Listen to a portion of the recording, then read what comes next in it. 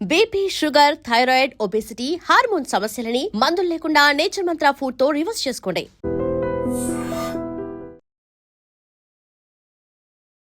Two time MP అయినప్పటికీ కూడా నేను లీడర్ని కాదు, పొలిటీషియన్ కాదు అంటూ డైరెక్ట్గా చెప్పగలుగుతున్నటువంటి కొండా విశ్వేశ్వరరెడ్డి గారు మనతో పాటుగా ఉన్నారు.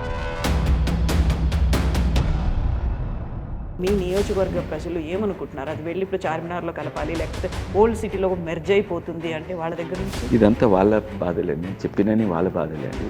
మా పన్నులు ఖర్చు పెట్టేది వాళ్ళు. ఓవైసీని చూసి నేర్చుకోండి, ఓవైసీ చాలా గ్రేట్గా వర్క్ చేస్తున్నారు, ఆయన బెస్ట్ అనే మాటని మోదీయే అన్నారనేది విన్నాం మేము. 8 మంది ఉన్న ఎంపీలు, అక్కడ ఒక్క ఎంపీ ఆయన సోషల్ మీడియా మీ 8 కంటే ఎక్కువ ఉన్నది. వాస్తవంగా మా దగ్గర కొన్ని లోపాలు ఉన్నాయి. నేను రామచంద్రరావు గారితో డిస్కస్ చేసినాను, కరెక్ట్ చేసుకోవాలి. ముఖ్యంగా ఏంటంటే నేను ఈ మధ్యన మాట్లాడినటువంటి బీఆర్ఎస్ ఎంపీ రఘునందన్ కూడా ఒక మాట అన్నారు, ఇప్పుడు కూడా ఈ ప్రభుత్వం కూడా నా ఫోన్లో ట్యాప్ చేస్తుంది అనేది. అప్పుడు లార్జ్ స్కేల్ చేసి పట్టుబడ్డారు. ఇప్పుడు హార్డ్ డిస్క్ అయిన పోయి అమెరికా అయింది, పారిపోవాల్సి వచ్చింది ప్రభాకర్ రావు. సో నిజంగా కథమైపోయిందా? మేము మళ్ళీ రెజ్యుమినేట్ అవుతున్నాము, మేము ఎక్స్పాండ్ అవుతున్నాము, మాకు మద్దతు అనేది వస్తుంది, పాజిటివ్ సైడ్ అనేది ప్రజల నుంచి మాకు వినిపిస్తుంది అనేది. మేము ఎట్టి పరిస్థితుల్లో బీజేపీతో ఖర్చు పెట్టుకుంటున్నాము అని మందని కాపాడుకుంటేందుకు ఆయన చెప్తున్నాడు. బీజేపీ ఆయన దగ్గర పోదు. కవిత జైలు వేసినాక 8 మంది ఎంపీలను గెలిచినాం. ఆయనకు ఆపర్చునిటీ లేకుండా అమెరికాలో ఎండు, ఇక్కడ పారాషూట్ అయిండు. కేకే మహేందర్ రెడ్డిని నిలగొట్టి డైరెక్ట్ 100 ఓట్లతో గెలిచింది. బట్ మీకు ఫుట్బాల్ అంటే ఇష్టం, ట్రెక్కింగ్ అంటే కూడా ఇష్టం. ట్రెక్కింగ్ వెరీ రీసెంట్గా నేను వీడియో చూసిన, సహ్యాద్రి హిల్స్కి చేవెళ్ళ నుంచి కొంతమందిని యూత్ని తీసుకొని ట్రైల్లో మీరు గ్రాండ్ క్యానియన్లో పోయినాను. కానీ ఇంత బ్యూటీ ఎక్కడ ఉండదు. యాక్చువల్లీ రామ్ చరణ్ సినిమాలో కూడా అక్కడనే పెట్టిండు. ఆ పాట ఉంది కదా, అక్కడనే పెట్టిండు. ఆ చికిరి చికిరి అనే పాట వచ్చింది వేరే చుట్టంతా సహ్యాద్రి. సహ్యాద్రి ఆ స్పాట్నే మీరు వెళ్ళండి, వెళ్తే బాగుండేది. మీరు రామ్ చరణ్కి చెప్పిండ్రా, డైరెక్టర్కి చెప్పిండ్రా? రామ్ చరణ్ గారు అడిగితే ఒకసారి నేను చెప్పినాను.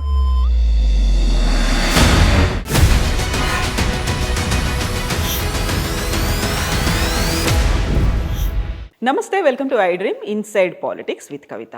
మనతో పాటుగా ఒక వెరీ స్పెషల్ గెస్ట్ ఉన్నారు. తను హైలీ ఎడ్యుకేటెడ్, పారిశ్రామికవేత్త, బట్ సాఫ్ట్ స్పోకెన్గా ఉండేటువంటి ఎంపీ. టూ టైమ్ ఎంపీ అయినప్పటికీ కూడా నేను లీడర్ని కాదు, పొలిటీషియన్ కాదు అంటూ డైరెక్ట్గా చెప్పగలుగుతున్నటువంటి కొండా విశ్వేశ్వరరెడ్డి గారు మనతో పాటుగా ఉన్నారు. హలో అండి, నమస్తే. నమస్తే కవిత గారు. ఎలా ఉన్నారు మీరు? ఐఎమ్ ఫైన్ అండి, మంచిగా ఉన్నాను. చేవెళ్ళ ఎట్లుంది? చేవెళ్ళ ఆల్వేస్ ఏదో ఇబ్బందులు ఉంటాయి, కానీ ఓవరాల్ మంచిగా ఉన్నది. దెన్ ఇప్పుడు చేవెళ్ళ రంగారెడ్డికి సంబంధించి, రంగారెడ్డి జిల్లా అనగానే మీకు ఒక ఎమోషన్ అది. సో మీ ఫ్యామిలీతో బాండింగ్ అనేది ఉంది, తాతగారి పేరుతోనే ఏర్పడినటువంటి జిల్లా. ఆల్రెడీ డివిజన్స్ అయినాయి, ఇప్పుడు సరికొత్తగా దాన్ని ముక్కలు చేసేటువంటి ప్రయత్నాలు ఇవన్నీ ఉన్నాయి అనుకున్నప్పుడు ఏమనిపిస్తుంది మీకు? కాదు, కానీ మా ప్రాంతానికి పెద్ద నష్టం అవుతుంది. ప్రత్యేకంగా సిటీ చుట్టుపక్కల ఉన్న ప్రాంతాలన్నీ తీసుకుపోయి హైదరాబాద్ ఇప్పుడు జిహెచ్ఎంసీని 3 భాగాలు చేస్తున్నారు. అందులో ఒకటేమో మల్కాజ్గిరి అంటున్నారు, ఇంకా ఏంది మల్కాజ్గిరి, గ్రేటర్ మల్కాజ్గిరి కార్పొరేషన్, తర్వాత గ్రేటర్ సైబరాబాద్ కార్పొరేషన్, ఇంకా ఓల్డ్ సిటీ, ఇంకా చుట్టుపక్కల ఇక్కడ సైడ్ కలిసి అది గ్రేటర్ హైదరాబాద్ అని చేస్తున్నారు. అందులో శంషాబాద్ను, రాజన్నర్, అత్తాపూరు, బాలాపూర్, బడంగ్పేట్ వీటన్నింటిలో అందులో కలుపుతున్నారు. సాధారణంగా మీద నుంచి చూస్తే, దూరం నుంచి చూస్తే తప్పేం లేదు, 3 కార్పొరేషన్ చేస్తున్నారు. కానీ మా రాజన్నర్ వాళ్ళు వాళ్ళకైతే చాలా ఇబ్బంది. ఎందుకంటే వీళ్ళందరూ చిత్తశుద్ధితోటి ఉంటారు. They want be involved in crimes. పని చేసుకుంటారు, ప్రాపర్టీ ట్యాక్స్ కడతారు, ఎలక్ట్రిసిటీ బిల్ కడతారు, వాటర్ బిల్ కడతారు, ఏదో చిన్న దుకాణం ఉంటే ఆ ట్రేడ్ లైసెన్స్ కూడా కడతారు. ఓల్డ్ సిటీలో ఎవరైనా కడతారా అండి? ఎలక్ట్రిసిటీ బిల్ కడతారా? ప్రాపర్టీ ట్యాక్స్ అక్కడ కడతారా? తర్వాత ప్రాపర్టీ ట్యాక్స్ పెంచితే ఇక్కడ పెంచుతారు, అక్కడ పెంచారు. ఇప్పుడు కూడా చూడండి, ప్రాపర్టీ ట్యాక్సెస్ ఓల్డ్ సిటీ ఎంతున్నాయి, పక్కకు నీళ్ళ బిల్ కట్టరు. ఎలక్ట్రిసిటీ అధికారి బిల్ కలెక్షన్కి పోతే తన్నేలు కొడతారు. అది కూడా ఓకే, కానీ అక్కడ ఉన్న ఎమ్మెల్యేలు ఏమంటారు? కొయి గవర్నమెంట్ ముఫాజిల్, ఎవరైనా గవర్నమెంట్ ఎంప్లాయీ వచ్చి మీ ఇంటికి వచ్చి ఏమైనా బిల్లు ట్యాక్స్లు అడిగితే వాడిని నికాల్ దేంగే, హకాల్ దేంగే, డకాల్ దేంగే అంటే తన్నేళ్ళు కొడతామని వాళ్ళు ఎమ్మెల్యేలు కూడా అన్నారు. అటువంటి ప్రాంతంలో పోయి వీటిని కడుతున్నారు. ఈ పన్నులు మా పన్నులు మేము కడతాము, ఎంజాయ్ చేసేది వాళ్ళు, ఖర్చు పెట్టేది వాళ్ళు. ఎట్లయితే అంటే అది డిజైన్తో చేస్తుంది సార్. నేను మొదలు నమ్మలేదు, నాకు చూపెట్టిండ్రు కూడా. మీరు మీ కార్పొరేటర్ను ఎలక్ట్ చేసుకోండి, మీ కార్పొరేటర్స్ ఉంటారు, వాళ్ళ కార్పొరేటర్స్, మీ గొంతు ఉండదా అంటే లేదు, ఉండదు సార్, మాకు గొంతు ఉండదు. ఎందుకంటే అక్కడనేమో ముస్లిం మెజారిటీ ఓల్డ్ సిటీ దిక్కు 15-20 వేలకు ఒక కార్పొరేటర్, ఇక్కడ హిందూ మెజారిటీ దగ్గర 50, 60, 70 వేలకు ఒక కార్పొరేటర్. అంటే ఎవరు ఎక్కువ మంది ఉంటారు కార్పొరేటర్స్? వాళ్ళు ఎక్కువ మంది. అంటే వాళ్ళ మేయర్ ఎక్కడ ఖర్చు పెడతారు? వాళ్ళ దగ్గరనే ఖర్చు పెడతారు. పన్నులు ఎవరి దగ్గర వసూలు చేస్తాం? మా దగ్గర. ఇటువంటి ఇబ్బందులు ఎన్నో ఉంటాయి. దీన్ని జెరీమాండరింగ్ అంటారు ఇంగ్లీష్లో. అంటే ఆ డివిజన్లు ఎట్లా, నక్షాలు ఎట్లా పెట్టాలంటే ఒక వర్గానికి లాభం అయ్యేటట్టు. ఆ వర్గం ఏంది తెలుసు, ఎంఐఎం, ముస్లిమ్స్.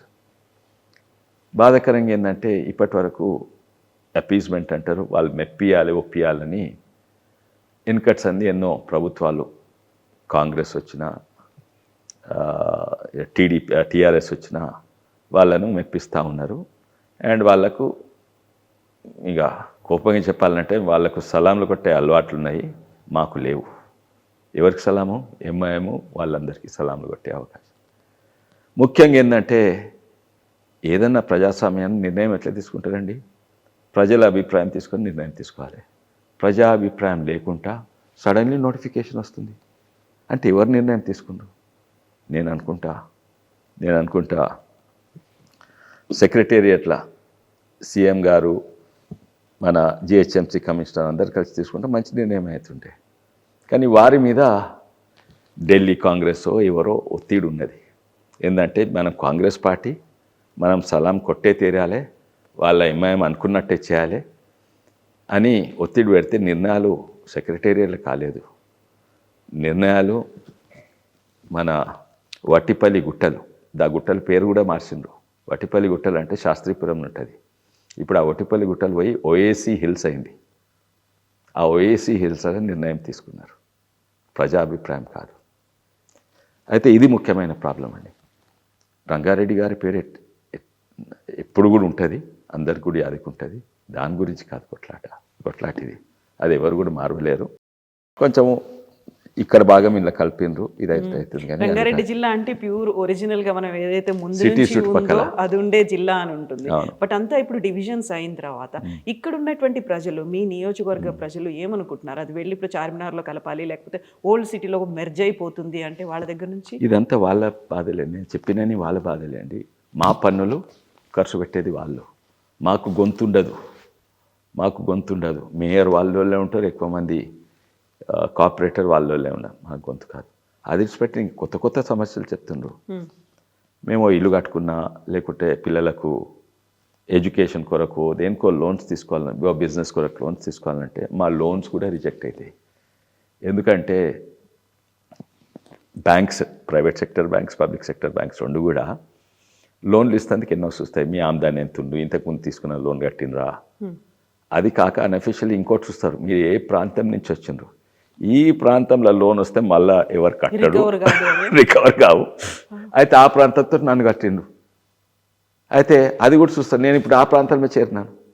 అయితే నేను చిత్తశుద్ధితో పనిచేసి నేను లోన్లు అప్పులు తీర్చటోని, నాకు కూడా లోన్లు రావు. ఇటువంటి ప్రాబ్లమ్స్ ఎన్నో ఉన్నాయి.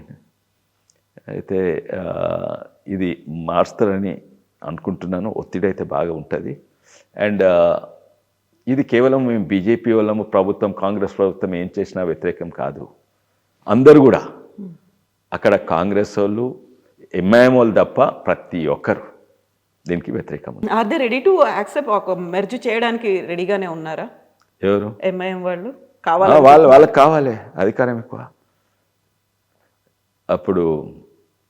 అప్పుడు తెలంగాణ ఉద్యమం అప్పుడు ఎంతోమంది మిత్రులు మాకు, కిరణ్ కుమార్ రెడ్డి గారు మా క్లాస్మేట్, అట్లే ఈవెన్ మా వైఫ్ సైడ్ ఎంతోమంది ఆంధ్ర చుట్టాలు ఉన్నారు, మిత్రులు ఉన్నారు, బిజినెస్లా పర్సనల్గా.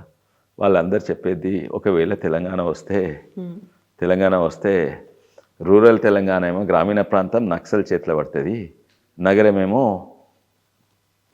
సాయిబ్ల చేతిలో పడుతుంది, ఓఎస్సీ చేతిలో పడుతుంది. ఇప్పుడు గదే అవుతున్నది. మొత్తం జిహెచ్ఎంసీ తీసుకొని ఆయన చేతిలో పెడుతున్నారు.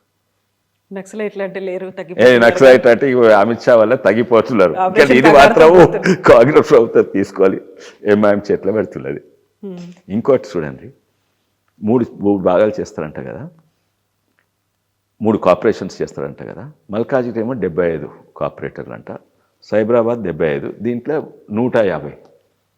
ఎందుకు 150? ఎందుకంటే మొత్తం హైదరాబాద్ కంట్రోల్. దాని పేరు కూడా గ్రేటర్ హైదరాబాద్. యాక్చువల్లీ ఇప్పుడు హైదరాబాద్ అంటే ఏమనుకుంటారు, ఎక్కడైనా ఢిల్లీలో అడుగు, అమెరికాలో అడుగు, హైదరాబాద్ అంటే హైటెక్ సిటీ, ఇది అదే అనుకుంటారు. చార్మినార్ పాత సిటీ అనుకుంటారు.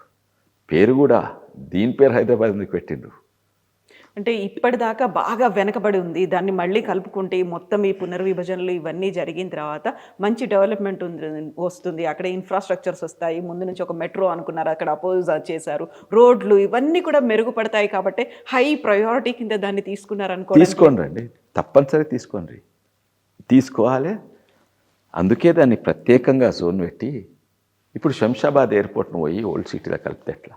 శంషాబాద్ అంటే కొంచెం డెవలప్ పార్ట్ ఆఫ్ ద ఇది కదా, ఇక్కడ సైడ్ కొంచెం నార్సింగ్ ఇది డెవలప్డ్ అనేది. దాన్ని ప్రత్యేకంగా గుర్తించండి, ఈ డెవలప్మెంట్ కావాలి. కొన్నిసార్లు కొన్ని సందర్భాలు ఉన్నాయి, డెవలప్మెంట్ చేస్తామంటే వద్దన్నారు. మీరే ఇప్పుడు చెప్పినారు, అప్పుడు ఏది మెట్రో వేస్తా అంటే వద్దన్నటోళ్ళు వాళ్ళే. ఎందుకంటే డెవలప్ అయితే ఆ పట్టు పోతుందని. అయితే డెవలప్ చేయాలి, అందుకే దాన్ని ప్రత్యేకంగా ఉంచి డెవలప్ చేయండి. కానీ ఈ నిధులు తీసుకొని అక్కడ కలపకండి, ఈ ప్రాంత ప్రజలు తీసుకొని వాళ్ళతో కలపకండి, వీళ్ళకుండే గొంతు తొక్కేయకండి. ఇప్పుడు ఓవైసీ ఎంఐఎం అక్కడ ఏం చేసినప్పటికి కూడా ప్రధానమంత్రి నరేంద్ర మోదీ మా దృష్టిలో మాత్రం ఓవైసీ చాలా ప్రామినెంట్గా వర్క్ చేస్తున్నారు. ఈవెన్ బీజేపీ ఎంపీలే అలాంటి పనులు చేయలేకపోతున్నారు. మీరు ఓవైసీని చూసి నేర్చుకోండి, ఓవైసీ చాలా గ్రేట్గా వర్క్ చేస్తున్నారు, ఆయన బెస్ట్ అనే మాటని మోదీయే అన్నారనేది విన్నాం మేము. లేదండి, relating to social media. Okay, he was referring to social media. నేను ఆ మీటింగ్లో ఉన్నాను. మీ మీడియా చూడండి, మీ సోషల్ మీడియా చూడండి, ఇవాళ రేపు చాలా ఇంపార్టెంట్. 8 మంది ఉన్న ఎంపీలు, అక్కడ ఒక్క ఎంపీ ఆయన సోషల్ మీడియా మీ 8 కంటే ఎక్కువ ఉన్నదని. అది వాస్తవం, అది వాస్తవం. డెవలప్మెంట్ వెనకబడిండ్రు 2-3 ఉన్నాయి కారణాలు. ఫస్ట్, రాజకీయాలలో మీడియా అనేది చాలా ఇంపార్టెన్స్ చాలా పెరిగింది. మీడియా అంటే ప్రింట్, ఎలక్ట్రానిక్ మీడియా, తర్వాత యూట్యూబ్లు, తర్వాత సోషల్ మీడియా. ఇప్పుడు ఇవెంతున్న సోషల్ మీడియా కూడా ఇంకెక్కువ పెరుగుతున్నది వీటికంటే. అయితే దీంట్లో వాస్తవంగా మా దగ్గర కొన్ని లోపాలు ఉన్నాయి. మేము రామచంద్రరావు గారితో డిస్కస్ చేసినాము, కరెక్ట్ చేసుకోవాలి. ముఖ్యంగా ఏంటంటే, వాస్తవంగా నేను 3 పార్టీలు ఉన్నా, ఇది 3వ పార్టీ. అయితే నాకు కొన్ని వేరే వాళ్ళకి తెలియదు, ఎక్స్పోజర్ ఎక్కువ ఉన్నట్టు రాజకీయ జీవితం. అంటే అక్కడ ఎందుకంటే నేను టీఆర్ఎస్ ఉన్నప్పుడు ఆ సోషల్ మీడియా వాళ్ళందరూ 2 ఆడ మేనేజర్లు, కేటీఆర్ నా దగ్గర బాగా పనిచేసేది. తర్వాత కాంగ్రెస్ ఉన్నప్పుడు కూడా నేను చూసినాను సోషల్ మీడియా. ఇప్పుడు కూడా కాంగ్రెస్ సోషల్ మీడియా చూస్తున్నా మా దగ్గర. అయితే అక్కడ సోషల్ మీడియా యాక్టివ్ ఉండేటోళ్ళు ఓన్లీ అబౌట్ 200 పోస్ట్స్ ఉంటాయి. టీఆర్ఎస్ పార్టీ పోస్ట్ ఉంటాయి కదా, 200-300. కాంగ్రెస్లో కూడా అంతే యాక్టివ్ పోస్ట్ ఉండేటట్టు 200. బీజేపీ దగ్గర 37,000 సోషల్ మీడియా పోస్ట్స్ ఉంటాయి. అంటే బూత్కి ఒక సోషల్ మీడియా కన్వీనర్ ఉంటాడు. అయితే ముఖ్యంగా ఏంటంటే, మేము సోషల్ మీడియాకు బడ్జెట్ 0 మాకు లిటరలీ. ఇంకేదో కొన్ని అడ్వర్టైజ్మెంట్స్ చేస్తారు అప్పుడు ప్రధానమంత్రి మోడీ గారు. కానీ నంబర్ల లాజ్ ఉన్నా కూడా ఈ మీడియా అండ్ సోషల్ మీడియాలో కూడా పైసలు ముఖ్యం. అక్కడ నేనున్నప్పుడు అప్పుడే 4 కోట్లు బడ్జెట్ టీఆర్ఎస్ పార్టీలో. ఇప్పుడు తర్వాత పీక్ పవర్లు ఉన్నప్పుడు వాళ్ళు దాదాపు 70-80-100 కోట్లు ఉండేది. ఏది ఈ యూట్యూబ్లకు. I'm not talking about paper advertisement, government ఇచ్చేది కాదు, పార్టీ ఇచ్చేటి. మా దగ్గర 1 కోటి రూపాయలు కూడా చక్కగా బడ్జెట్ ఉండదు. అది మంచిదే. ప్రధానమంత్రి మోడీ గారు కూడా మీరు ఆర్గానిక్లీ చేయాలి కానీ, ఎందుకంటే మీరు నంబర్స్ ఉన్నారు. అండ్ అన్ఫార్చునేట్లీ ఇవాళ రేపు మీడియాకే పైసలు కాదు, సోషల్ మీడియాలో కూడా పైసలు అవసరం. కన్సల్టెంట్స్ ఉంటారు. నాకు నాకు ₹1,00,000 ఓ గంప నిండా లైక్స్ ఇస్తా, లేకుంటే నేను రీట్వీట్లు చేస్తాను. తర్వాత సోషల్ మీడియా ఫేస్బుక్ ట్విట్టర్లలో కూడా పైసలు పెడితే బూస్ట్ ఇవన్నీ అవుతాయి. మా వాళ్ళు ఎవరైనా చేస్తారా? నేను చేస్తానా? నేను ఎప్పుడైనా బూస్ట్ చూసిందా? అది చేయరు. వాళ్ళే ఉంటాయి. వాళ్ళే ఎట్లుంటాయంటే, ఇంకోటి అప్పుడు పట్టుబడితే ఏం చేసిందంటే, నేను ట్వీట్ చేసినా, నేను పోస్ట్ చేసినా కూడా నేను బూస్ట్ చేయను. నా చుట్టుపక్క ఓ 1000 ఎంప్లాయీ ఉంటారు, వాళ్ళు దాన్ని బూస్ట్ చేస్తారు. ట్వీట్ చేస్తారు, లైక్ చేస్తారు, పైసలు ఇచ్చి బూస్ట్ చేస్తారు. అయితే అటువంటి మా స్ట్రాటజీస్ మా దగ్గర లేవు. నేను అది ఉండాలని చెప్తలేను. అండ్ మోడీ గారైనా రామచంద్రరావు గారైనా దీనికి వ్యతిరేకం. ఆర్గానిక్లీ గ్రో కావాలని, ఆర్గానిక్ గ్రో అయితే టైం పడుతుంది. ఇప్పుడు రీఆర్గనైజ్ అవుతున్నాము, స్ట్రాంగ్ అవుతాం. ఓకే. అయితే ఇప్పుడు మనం కేటీఆర్ బీఆర్ఎస్ గురించి మాట్లాడుకున్నప్పుడు, ఓడిపోవడానికి రీజన్స్ కేటీఆర్ చెప్తున్నప్పుడు, మేము 33 జిల్లాల్లో 33 మెడికల్ కాలేజీలు తెచ్చినాం, దాని బదులు 33 యూట్యూబ్ ఛానళ్ళు పెట్టుకుంటే మేము గెలిచేవాళ్ళము అనేది. మీరేమో ఇప్పుడు 100 కోట్లు పెడుతున్నారు అన్నప్పుడు ఏమంటుందండి? ఐ నో పేర్లు యూట్యూబ్ ఛానల్ పేర్లు చెప్తాను. దటాయించి బిడ్డ నేను జైలు వేస్తా, నాకు ఇచ్చే యూట్యూబ్ ఛానళ్ళు వాళ్ళు ఏడుస్తుంటే వాళ్ళ నోట్లో చాక్లెట్ పెట్టినట్టు 10 లక్షలు ఇచ్చిండ్రు. ఇటువంటి 60 యూట్యూబ్ ఛానల్ కొన్నాడు. 2 కొనమ్మను అంటే జైలు వేసిండ్రు. మీరు తెలుసు, మన తీన్మాన్ వల్లనైనా లేకుంటే రఘు అయినా, ఇది మన తొలి వెలుగు రఘు, ఎంతోమంది ఉన్న జైలు వేసిండు, హింసించిండు. అయితే హింసించిండు, బ్లాక్మెయిల్ చేసి అధికారం వాడి గుంజుకున్నాడు ఛానల్. అయితే ఇవి వాస్తవం కాదా? ఇప్పుడు ఆయన మాట్లాడతాడు. ఇప్పుడు ఇన్నిట్లలో కూడా అందులో సోషల్ మీడియా వేదికగా ఏం జరుగుతున్నాయనే దాంతో పాటుగా ప్రభుత్వ పాలనకి సంబంధించి ఫోన్ ట్యాపింగ్ అనే ఇష్యూ అనేది చాలా పెద్ద ఎత్తున జరుగుతుంది అనేది. నేను ఈ మధ్యన మాట్లాడినటువంటి బీఆర్ఎస్ ఎంపీ రఘునందన్ కూడా ఒక మాట అన్నారు, ఇప్పుడు కూడా ఈ ప్రభుత్వం కూడా నా ఫోన్లు ట్యాప్ చేస్తుంది అనేది. So ex minister Niranjan Reddy గారు కూడా అన్నది, ఈ ప్రభుత్వం కూడా ఫోన్ ట్యాప్ చేస్తుంది. యాక్చువల్గా ఆ బీఆర్ఎస్ గవర్నమెంట్ చేసింది ఫోన్ ట్యాపింగ్ అనేది, ఇప్పటికీ అది రన్ అవుతోంది. సిట్ దగ్గరికి వెళ్తున్నారు, నోటీసులు ఇవన్నీ ఉన్నాయి. ఈ ప్రభుత్వం కూడా అదే చేస్తుందా? ఈ నెవర్ ఎండింగ్ ఎపిసోడ్ లాగా ఫోన్ ట్యాపింగ్ అనేది రన్ అవుతూనే ఉంటుందా? కొంచెం ఉంటుండొచ్చు అండి. నాకు అప్పుడు ఉన్నట్టు అనిపిస్తలేదు. అప్పుడు నేను I'm a victim, I also have proofs and all that. అప్పుడు లార్జ్ స్కేల్లో చేసిండ్రు, పట్టుబడ్డారు. ఇప్పుడు ఆ హార్డ్ డిస్క్లో ఆయన పోయి అమెరికా ఎందుకు పారిపోవలసి వచ్చింది ప్రభాకర్ రావు? తర్వాత హార్డ్ డిస్క్లు మూసినదిలో ఎందుకు వేయవలసి వచ్చింది? అది clear admission. Phone tapping large scale అయింది. లార్జ్ స్కేల్ అంటే హ్యూజ్. లార్జ్ స్కేల్లో కాకుండొచ్చు, అయితే అవుతుండొచ్చు, నాకు తెలియదు. ఈ ప్రభుత్వంలో అయితే అవుతుండొచ్చు, రఘునందరావు గారికి తెలిసిండొచ్చు, కానీ నాకైతే ఎక్స్పీరియన్స్ లేదు, ఇన్నట్టు కూడా తెలియదు. అండ్ అవుతుండొచ్చు, ఇంతో అంతో అవుతుండొచ్చు, కానీ ఆ స్కేల్లో అయితే ఎప్పుడు కాలేదు. వాళ్ళ సొంత ఎమ్మెల్యేలను ట్యాప్ చేసిండ్రు, అండ్ వీళ్ళకు అసలుకు అది ఎట్లా చెప్తున్నారు? How can they say that ఈ ప్రభుత్వం ఫోన్ ట్యాప్ చేసి? టీఆర్ఎస్ రఘునందరావు అనొచ్చు, వాస్తవాలు కొన్ని తెలిసిండొచ్చు, కానీ వీళ్ళైతే అనలేరు. తప్పనిసరిగా వాళ్ళు ఫోన్ ట్యాపింగ్ రాజకీయ ఎవరిని నమ్మరు. అండ్ మంచిగా తీయ మాట్లాడతారు కానీ నమ్మరు. అండ్ ఇన్సెక్యూరిటీ బాగా పెరిగింది. నేను అందుకే ఫోన్ ట్యాపింగ్ మొదలుపెట్టిండ్రు. ఇంకా దాంతో ఆ పార్టీయే ఖతమైంది. సో నిజంగా ఖతమైపోయిందా? మేము మళ్ళీ రెజ్యూనేట్ అవుతున్నాము, మేము ఎక్స్పాండ్ అవుతున్నాము, మాకు మద్దతు అనేది వస్తుంది, పాజిటివ్ సైడ్ అనేది ప్రజల నుంచి మాకు వినిపిస్తోంది అనేది బీఆర్ఎస్ చెప్తోంది కదా? అది నడిచేది మీడియా అండ్ సోషల్ మీడియా మీద నడుస్తుంది. ఎట్లయితే పేషెంట్ ఐవీ ఫ్లూయిడ్ మీద నడుస్తుందో, వాళ్ళ ఐవీ ఫ్లూయిడ్ పైసల మీద నడుస్తుంది పార్టీ, లేకుంటే లేదు. అయితే ఎన్నో ప్రాంతాలలో అసలు ఊర్లలో ఒక్క కార్యకర్త కూడా లేదు. కొన్ని ఊర్లలో వాళ్ళు నడిచేది మీడియా అండ్ మనీ ఇన్ఫ్యూషన్. వాళ్ళను దగ్గర పెట్టుకుంటున్నారు. నాకు తెలిసేంతవరకు ఇక్కడ చెప్తున్నారు, మీరు ఏం భయపడకండి, మేము ఎట్టి పరిస్థితుల్లో బీజేపీతో పొత్తు పెట్టుకుంటున్నాము అని మందని కాపాడుకుంటేందుకు ఆయన చెప్తున్నాడు. బీజేపీ ఆయన దగ్గర పోదు, టీఆర్ఎస్ బీఆర్ఎస్ దగ్గర పోతే మేము ఖతమవుతాము. ఆడ ఢిల్లీ అయినా ఇక్కడ రామచంద్రరావు గారైనా వాళ్ళని దూరం పెట్టాలి, వాళ్ళని దగ్గర తీసుకురావద్దని. మేము ఇంతకుముందు ఓడిపోయిన కారణమే అది. మీరు కవితని జైలు వేయలేదు, అందుకే మేము ఓడిపోయినామని నా అభిప్రాయం. అది కవితని జైలు వేసినాక 8 మంది ఎంపీలను గెలిచినాం. అండ్ ముఖ్యంగా ఏంటంటే ఏమైనా పొత్తు ఉంటే వాళ్ళిద్దరికి ఉంటుంది, కాంగ్రెస్కు అండ్ బీఆర్ఎస్ టీఆర్ఎస్. ఎన్నో సందర్భాలు ఉన్నాయి. రాజ్యసభలో కలిసి ఓటేసినరా, లేకుంటే 3 చట్టాలకు ఇది న్యూ ఫామ్ బిల్స్ అని ఉండే, ఇద్దరు కలిసి కొట్లాడినరు. మున్గోడు ఎలక్షన్స్ అలా రాహుల్ గాంధీ యాత్రకు, ఏది భారత్ జోడో యాత్రకు ఆర్టీసీ బస్ పంపింది కేసీఆర్ కేటీఆర్ఏ. ఇటువంటి ఎన్నో ప్రూఫ్స్ ఉన్నాయి. నేను ఆర్టీఐ పెట్టిన, రైట్ టు ఇన్ఫర్మేషన్ యాక్ట్. ఆ బస్సెస్ ఆర్టీఐకు పైసలు ఇస్తే ఎవరు ఇవ్వాలి? ఇప్పటి వరకు రాలేదు. అప్పుడు ఇంక ఏమి సాధారణంగా ఎవరో సాధారణ ప్రజలు పెడితే 1 నెలనో 2 నెలనో ఆన్సర్ రావాలి. ఎంపీ పెడితే 10 రోజు 20 రోజు, ఇప్పటి వరకు రాలేదు. అప్పుడు టీఆర్ఎస్ ప్రభుత్వం ఉన్నప్పుడు రాలేదు, ఇప్పుడు కాంగ్రెస్ ప్రభుత్వం ఉన్నప్పుడు రాలేదు. ఎందుకంటే భారత్ జోడో యాత్ర రాహుల్ గాంధీ వచ్చింది కదా, దానికి ఆర్టీసీ బస్సెస్ పోయినాయి మున్గోడు నుంచి. ఆ ఆర్టీసీ బస్సెస్ టీఆర్ఎస్ పే చేసిందని నాకు నమ్మకం ఉంది. అందుకే తీర్చేందుకు ఆర్టీఐ వేస్తే ఇప్పటి వరకు సమాధానం రాలేదు.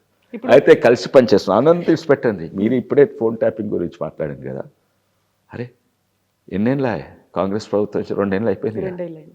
ఇప్పటి వరకు ఒక్కరిని చేయలేదు. కాళేశ్వరం గురించి చేయలేదు, రైస్ రీసైక్లింగ్ స్కామ్కి వేయలేదు, ఎలక్ట్రిసిటీ స్కామ్కి వేయలేదు. ఎన్ని ఫోన్ ట్యాపింగ్ దానికి ఒక్క అరెస్ట్ కాలేదు. అంటే రేవంత్ రెడ్డి గారు కేవలం అప్పుడు నేను కూడా ఉంటేనే ఓ డ్రోన్ షాట్ తీసుకుంటేనే జైలు వేసిండ్రు. అంటే ఎందుకు వేస్తలేరు కాంగ్రెస్ పార్టీ జైలు, ఎందుకు వేస్తలేరు?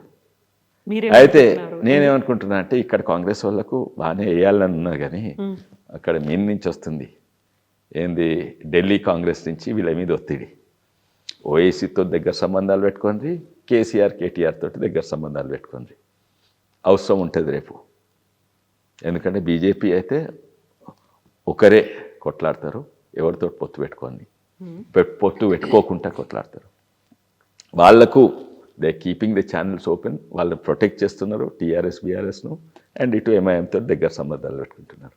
ఫోన్ ట్యాపింగ్లో సిట్ ముందు హరీష్ రావు వచ్చిండ్రు, నెక్స్ట్ కవిత వస్తుంది, సంతోష్ రావు వస్తారు, ఆ తర్వాత కేసీఆర్, ఇవన్నీ కూడా వస్తున్నాయి. లీకులు ఇవన్నీ డైవర్షన్సే అంటారా? పొత్తులో భాగంగానే బయట ఏదో చేస్తున్నాం అంటే చూపెడుతందుకు అంతే. కానీ నిజంగానే ఉంటే వేయాలి, కస్టడీలోకి తీసుకొని చేయమన్నాను. ఎందుకు పిలిచి కస్టడీలోకి తీసుకొని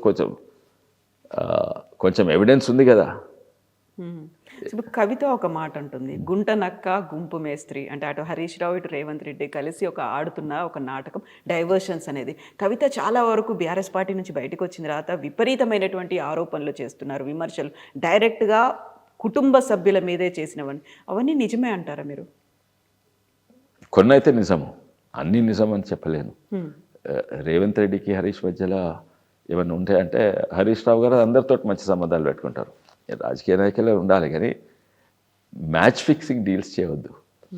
అయితే కార్డియల్ రిలేషన్షిప్ అందరితో మంచిగా మాట్లాడాలి, ఉండాలి, అంతవరకు మాత్రమే. నేను నమ్మను ఏంటంటే హరీష్ రావుకు రేవంత్ రెడ్డికి ఏదో పొత్తున్నది అని నమ్మను. జనరల్ ఓవరాల్ స్ట్రాటజీగా ఢిల్లీ కాంగ్రెస్ వాళ్ళకు ఉంది ఏమంటే వీళ్ళతో కొట్లాటకండి. ఇంతకుముందు పొత్తు పెట్టుకున్నది వాళ్ళతోటది కదా, టీఆర్ఎస్ కాంగ్రెస్ పొత్తుండే కదా, అది ఇట్స్ పెట్టి ఇప్పుడు చూడండి మా షేర్లింగంపల్లికి వచ్చి మీ ఎమ్మెల్యే ఏ పార్టీ అంటే నెత్తిగొక్కుంటారు ఎవరు ప్రజలను అడిగితే. మా రాజనగర్కి వచ్చి మీ ఎమ్మెల్యే ఏ పార్టీ అంటే ఆ కాంగ్రెస్ పార్టీ వాళ్ళకి తెలియదు మా ఎమ్మెల్యే పార్టీ, ఆ టీఆర్ఎస్ వాళ్ళకి తెలియదు మా ఎమ్మెల్యే పార్టీ. పొత్తులు వాళ్ళ మధ్యలో ఉంటాయి, మాతో ఉన్నాయి. అండ్ అది కార్డియల్ రిలేషన్షిప్ మెయింటైన్ చేస్తుండొచ్చు. నేను కూడా రేవంత్ రెడ్డి గారిని కలిసినాను, దానివల్ల ఏమన్నా నేను బీజేపీకి కాంగ్రెస్కి ఏమైనా పొత్తుందా? అట్లేం లేదు. ఇప్పుడు మీరు ఒక మాట అన్నారు, కవితను జైల్లో వేసిన తర్వాత 8 మంది ఎంపీలు మేము గెలుచుకున్నాం అనేది. అది నిజంగా ప్రజలు నమ్మారా? కవిత తప్పు చేసింది, లేకుంటే బీజేపీ కరెక్ట్ చేసింది, బీజేపీతోనే మనం వెళ్ళాలి అనేటువంటి భావన ఇప్పటికీ ఉందంటారా? డెఫినెట్ అండి, డెఫినెట్. నంబర్ వన్ ఇంకా నంబర్ వన్ ఇప్పుడు పెరిగింది. ఎందుకంటే ఓ నేషనలిజం అని, జాతీయవాదం అనేది పెరిగింది. ఇప్పుడు ప్రపంచం అంటే అయోమయం అవుతుంటే, ప్రపంచం మొత్తం అయోమయం అవుతుంటే, ఆపరేషన్ సింధూర్ తర్వాత ఒకడు నేషన్ ఫస్ట్ అని ముందరకు పోయేటోడు మోడీ అనేది ప్రజలలో వచ్చింది. మేము రీఆర్గనైజ్ చేసుకొని గట్టిగా పోరాడాలి. అండ్ సోషల్ మీడియాలో మా దగ్గర లోపం ఉందని మేమే అడ్మిట్ చేస్తున్నాం, దాన్ని సరిదిద్దుకుంటాము. అండ్ మీడియాస్ చాలా మంది అండి, మీడియానే we are not able to manage వాళ్ళు. ఎందుకంటే ఒక్క నిమిషం, పెద్దగా ఐ థింక్ ఇక్కడనే కలిసినాము. తర్వాత మేము ఎంతోమందిని కలుస్తుంటాము. నేను రఘునందన్ రావు గారు, ఈటల రాజేందర్ గారు, కొంతమంది ఎంపీలను కలిసినాము. ఎంపీలు అంటే 8 మంది, అందులో 2 మంత్రులు. అవును. అయితే మంత్రులకు చాలా బాధ్యతలు ఇస్తారు, ఎంత బిజీ షెడ్యూల్ వస్తాయి. అయితే మేము 6 కలిసినాము. మిగతా 2 ఎక్కడ పోయినరు? మిగతా ఇది ఒక గ్రూప్ పాలిటిక్స్ అవుతుంది. ఐక్యత లేదు బీజేపీలో. ఫుల్ ప్రెస్లల్లో, మీడియాలలో, అన్ని మీడియాలలో వస్తుంది. ఐక్యత ఎక్కడ నన్ను ఉంటే మా దగ్గర ఉందండి. మీరు కాంగ్రెస్ పార్టీలు చూసుకోండి, ఎన్ని గ్రూప్స్ ఉన్నాయి అక్కడ. అది పెట్టండి, టీఆర్ఎస్ చూడండి, ఫ్యామిలీలోనే విడిపోతుంటే ఐక్యత అక్కడ లేదు, కాంగ్రెస్ పార్టీ లేదు. ఉంటే మా దగ్గర ఉన్నది. కానీ మీడియా ఎగ్జాక్ట్ ఆపోజిట్ చూపెడుతున్నది. ఎందుకంటే మా మీడియా మేనేజ్మెంట్, మా ప్రచారం మంచిగా లేదు, మా మీడియా మేనేజ్మెంట్ మంచిగా లేదు, మా సోషల్ మీడియా ఇంకా చాలా ప్రోగ్రెస్ కావాలి. ఎగ్జాక్ట్లీ ఉల్టా ఐక్యత ఉన్నది. ఇప్పుడు నిన్ననే మేము రాజేంద్ర నగర్లో అత్తాపూర్లో అంటే అత్తాపూర్ అంటే కార్నర్, అటు సైడ్ శాస్త్రీపురం 100% ముస్లిం, అంటే 99% ముస్లిం బస్తీలు, ఇటు సైడ్ మిక్స్డ్ ఉంటారు. అక్కడ నేను 3 సార్లు ఎలక్షన్ పోరాడిన ఎంపీ కొరకు. ప్రతిసారి నేను రాజేంద్రలో టీఆర్ఎస్ కొట్లాడినప్పుడు నాకు ఆల్మోస్ట్ 60,000 40,000 మైనస్ వచ్చినాయి. ఓకే. అత్తాపూర్లో అసలే మైనస్ వచ్చినాయి, అత్తాపూర్లో కూడా మైనస్ వచ్చినాయి. కాంగ్రెస్ ఉన్నప్పుడు అంతే. ఇప్పుడు బీజేపీలో కొట్లాడినప్పుడు అత్తాపూర్లో భారీ మెజారిటీ వచ్చింది, అండ్ రాజేంద్రలో అసెంబ్లీలో భారీ మెజారిటీ వచ్చింది. ఎందుకు? నా ఇమేజ్ అక్కడ పెరిగిందా? కాదు. అక్కడ కార్యకర్తలు కొంతమంది నా చుట్టూండి నాకు చెప్పి పనిచేసినారు. ఎంతోమంది, వేలాది మంది కార్యకర్తలు, నేను వాళ్ళని కలవని కూడా కలవలేదు, వాళ్ళు సొంతంగా నన్ను కలవకుండా, నాకు చెప్పకుండా నా కొరకు పనిచేసిండ్రు. అక్కడ బీజేపీ అని అక్కడ రాజేంద్రలో బీజేపీ గెలిచిందంటే ఐక్యత వల్లనే. ఎంపీ ఎలక్షన్స్ అప్పుడు నా పెద్ద ఇన్ఫ్లుయెన్స్ ఏం లేకుండే. బట్ బీజేపీ అంటే తెలంగాణ బీజేపీలో గ్రూప్స్ అనేవి ఎక్కువ ఉన్నాయి. ఎవరి దారి వాళ్ళు చూసుకుంటున్నారు, అసలు పట్టించుకోవట్లేదు, పార్టీ గురించి ఆలోచించట్లేదు. కేంద్రం ఉత్తరాది రాష్ట్రాల మీదో లేకుంటే మిగతా రాష్ట్రాల మీద పెట్టిన ఫోకస్ తెలంగాణ మీద పెట్టట్లేదు. బీజేపీకి ఇది ఒక పెద్ద లోపం అనేది కనిపిస్తుంది. అందులోనూ వెరీ రీసెంట్గా ఈటెల రాజేందర్, బండి సంజయ్ మధ్య జరిగినటువంటి ఆ క్లాషెస్ కావచ్చు, విపరీతమైనటువంటి గొడవలు, రామచంద్రరావు వీళ్ళని ప్రాపర్గా ట్యాకిల్ చేయలేకపోతున్నాడు. వీటన్నిటిని మీరెట్లా చూస్తారు? నేను అదే అన్నాను, ప్రతి పార్టీలో కొన్ని భేదాలు ఉంటాయి. అండ్ నా పర్సనల్ ఒపీనియన్ అంటే భేదాలు ఉండాలి. మనం హైదరాబాద్ అందరం ఒకటి ఆలోచించాము, అందరం బీజేపీని ఒకటి, భేదాలు ఉండాలి, అది మంచిది. ప్రజాస్వామ్యంలో బయట రాజకీయాలు ఉండాలి, విత్ ఇన్ ద పార్టీ కూడా అందరికీ అభిప్రాయాలు ఉండాలి. కానీ ఆ భేదాల వల్ల పార్టీకి నష్టం కావద్దు. కొన్ని సందర్భాల్లో అవుతుంది. ఆ భేదాలు అన్నిట్లో తక్కువ మా దగ్గర ఉంటాయి. ఇంకోటి, భేదాలు కొన్ని ఎన్నో తీర్ల భేదాలు ఉంటాయి. ఒకటేమో సిద్ధాంతపరంగా భేదాలు ఉంటాయి, అవి ఇక్కడ తక్కువ బీజేపీలో. కొన్నేమో రైవలరీస్ ఉంటాయి, అంటే నాకు టికెట్ కావాలి, నీకు టికెట్ కావాలి, అది రైవలరీ అది మంచిది కూడా. అరే నాకే టికెట్ వస్తుందని అనుకుంటే నేను పనే చేయను. హెల్దీ కాంపిటీషన్ ఉంటుంది. అయితే హెల్దీ కాంపిటీషన్ ఉంటే హెల్దీ పెట్టుకోవాలి. భేదాలు ఉండాలి, అది భేదాలు హెల్దీగా ఉండాలి, కాంపిటీషన్ ఉండాలి, కాంపిటీషన్ హెల్దీగా ఉండాలి. కొన్ని సందర్భాలలో ఆ లైన్ దాటుతుండొచ్చు కొంతమంది, కానీ లైన్ దాటేది పెద్ద నాయకులు కాదు, చుట్టుపక్కల ఉన్న వాళ్ళను. ఓల్డ్ సిటీలో చీలుడే అంటే బైసుడే అన్నట్టు ఏదో చిన్నదాన్ని పెద్దగా చేసి చూపెడతారు. అండ్ ముఖ్యంగా నేను అన్నట్టు మీడియానే మా మీద ఫోకస్ చేస్తుంది, మా దగ్గర ఐక్యత లేనట్టు ఫోకస్ చేస్తుంది. ఐక్యత లేనిది ఆ కుటుంబంలోనే ఐక్యత లేదు. టీఆర్ఎస్ బీఆర్ఎస్లా ఇక్కడ కోమటిరెడ్డి రాజగోపాల్ రెడ్డి గారు, తర్వాత ఇండివిజువల్లీ అటు ఉత్తమ్ కుమార్ రెడ్డి గారు, ఇటు బట్టి విక్రమార్క గారు, ఇటు పొంగులేటి శ్రీనివాస్ రెడ్డి గారు, ఇటు ముఖ్యమంత్రి గారు, వాళ్ళ దగ్గర భేదాలు లేవా అండి? 100% ఉన్నాయి, మాకంటే ఎక్కువ ఉన్నాయి. ఆ భేదాలే ఈ మధ్యన కనిపించినాయా? కనబడుతున్నాయి, ఎన్కట్స్ అని కనబడుతున్నాయి, ఇప్పుడు కూడా కనబడుతున్నాయి. ఆ భేదాలే ఈ మీడియా ఇప్పుడు హైలైట్ చేస్తుంది. అందుకే ఇప్పుడు మీడియా పాత్ర చాలా ముఖ్యమండి. వెనకటి రాజకీయాలు తీర కాదు. సాధారణ ప్రజలు వాళ్ళకి ఎట్లా తెలుస్తుంది? నేనైతే రాజకీయాల్లో ఉన్నా, నాకు తెలుసు ఈ నాయకుడు ఆ నాయకుడు అదే భేదాలు. సాధారణ ప్రజలు టీవీయో యూట్యూబ్ దాని మీద వస్తుంది. సో భేదాలు ఎప్పుడు కూడా ఉండే. వెనకట హైలైట్ చేసింది, మధ్యలో హైలైట్ చేయలేదు, మళ్ళీ ఇప్పుడు హైలైట్ చేస్తుంది కాంగ్రెస్ పార్టీ భేదాలు మీడియా. కాకపోతే అవి ఎవిడెంట్ గా కనిపిస్తున్నాయి కదా, వాడు డైరెక్ట్ గా మీడియా ముందు డైరెక్ట్ ఎన్నో ఉండండి. ఓన్లీ ఆ ఇష్యూ ఎందుకు తీసుకోవాలి, ఐఏఎస్ ఆఫీసర్ ఇష్యూ ఎందుకు తీసుకోవాలి? అటువంటివి హండ్రెడ్స్ ఉన్నాయి, ప్రతి నెల రైతుంటాయి అటువంటివి. ఒక ఇష్యూని తీసుకొని హైలైట్ చేస్తారు, నెక్స్ట్ మంత్ ఇష్యూ వస్తూ ఉంటది. ఆ ఇష్యూని హైలైట్ చేయకుండొచ్చు, అయితే అంత మంచిగా ఉంది అనుకుండొచ్చు సాధారణ ప్రజలు. It is media modulated opinion. Media ఎట్లా తీసుకోతే ప్రజలు కూడా, అంటే సాధారణ ప్రజలు, రాజకీయాలు తెలియని ప్రజలు అట్లా. సో మీడియా పాత్ర చాలా ఇంపార్టెంట్ ఇప్పుడు. దీన్ని ప్రజలు ఏమనుకుంటూ ఉంటారు? ఏంది అది గ్రామీణ ప్రాంతాల్లో కొంచెం తక్కువ, ఎందుకంటే పొలిటికల్ అవేర్నెస్ ఎక్కువ ఉంటుంది. అండ్ సిటీలో కొంచెం ప్రజలు మీడియాను బట్టి పోతారు.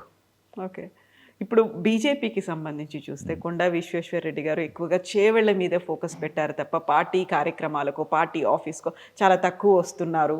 లేదండి, పార్టీలో కొన్ని చాలా ఇంపార్టెంట్ ఇష్యూస్ తీసుకుంటారు. ఉదాహరణగా సోషల్ మీడియా, నేను చెప్తున్నా, మనం సోషల్ మీడియా మంచి చేయాలి, నాకు ఆ బాధ్యత ఇవ్వండి. నేను బాధ్యత అంటే అఫీషియల్ పోస్ట్ ఏం అవసరం లేదు నాకు, ఇవన్నీ చెప్తుంటే వింటుంటారు. నేను పోతుంటాను, అందరిని కలుస్తుంటాను. అండ్ కానీ మీరు అన్నది కరెక్ట్. నేనేదో మొత్తం తెలంగాణ నాయకుడు, సౌత్ ఇండియా నాయకుని, బీజేపీ నాయకుడు, నేను చేవెళ్ల ప్రాంత ప్రజాప్రతినిధిని. అండ్ అక్కడ రెగ్యులర్ పోతుంటాను నేను. అండ్ నేను తిరిగినంత చాలా తక్కువ మంది తిరుగుతాడు ఎంపీగా ఉండి. నేను ఎంపీగా ఫస్ట్ టైం ఎంపీ ఉన్నప్పుడు ప్రతి గ్రామానికి 3 సార్లు వెళ్ళినాను. ఎన్నో గ్రామాలకు నేను తప్ప వేరే ఎంపీ పోలేదు ఇప్పటి వరకు కూడా, స్వాతంత్రం వచ్చినట్టు ఇప్పటి వరకు. ఎన్నో గ్రామాలకు ఎంపీ ఎవరైనా వచ్చిందంటే ఓన్లీ కొండా విశ్వేశ్వరరెడ్డి వచ్చిండు, వేరే ఎంపీలు ఆ గ్రామాల్లో అడుగు కూడా పెట్టలేదు. అండ్ ఫస్ట్ కారణం అయితే ఒక గమ్మత్తైన కారణం, అప్పుడు నేను టీఆర్ఎస్ ఉన్నప్పుడు బాగా తిరిగేది. కొంతమంది రైవల్స్ ఉండేది టీఆర్ఎస్ పార్టీలో. ఆయన సిటీలు ఉంటాడా, ఐటీ చూసుకొని ఇక్కడ ఎందుకు, గ్రామాలకు ఎందుకు రావాలి? ప్రతి ఒక్కరు తిరిగితే సంతోషపడాలి, ఎంపీ తిరిగితే. వాళ్ళకి బాధ అవుతున్నది. అయితే వాళ్ళు ముఖ్యమంత్రి కొడుకు రామారావుకి చెప్పిండ్రు. రామారావు అన్నా నువ్వు ఇక్కడనే తిరిగన్నా, గ్రామీణ ప్రాంతాలకు తిరగొద్దని. అరే ఎందుకు తిరగొద్దా? లేదు వాళ్ళు ఫీల్ అవుతున్నారు అక్కడ లోకల్ లీడర్స్, ఎందుకంటే వాళ్ళ ప్రాముఖ్యత పోతుంది అని ఫీల్. అంటే ఏం ఫీల్ అవుతున్నా అంటే హ్యాపీగా ఫీల్ అవుతుండ్రా అన్నా, జోకింగ్ చేయకన్నా, ఇది పోడు. ఇంకా ప్రతిసారి నేను అక్కడ పోగానే అటు వికారాబాద్ తండ్రి ఫోన్ వస్తుంది, అన్న అక్కడ ఓకండ్రే. అయితే ఈవెన్ మీరు ఎంపీ అయినప్పుడు అక్కడ ఓకండి. అయితే ఒకసారి అట్లనే అందుకే నేను జోకింగ్ చేసాను. అంటే ఫీల్ అవుతారు, ఏం ఫీల్ అవుతారు, సంతోషం ఫీల్ అయితే పోవాలి కాదే, జోక్ చేయ. తర్వాత ఒకసారి ఫోన్ చేస్తే నాకు అక్కడ తాండూరు వికారాబాద్ మధ్యలో 5 acres. సరే అక్కడ పోను కానీ నా సొంత భూమికి అడుగు పెట్టొచ్చా అంటే నవ్వుతున్నారు. అయితే అప్పుడు అట్లా బాగా డిస్కరేజ్ చేసేది నేను గ్రామీణ ప్రాంతాలు తిరగొద్దని. ఎవరు మాజీ సీఎం కేసీఆర్ కొడుకు. అయితే తెలివేలోడు కానీ రాజకీయ అవగాహన తక్కువ ఉన్నది ఆయనకు. అండ్ ఎందుకంటే రాజకీయాలు అంటే it's not a special science.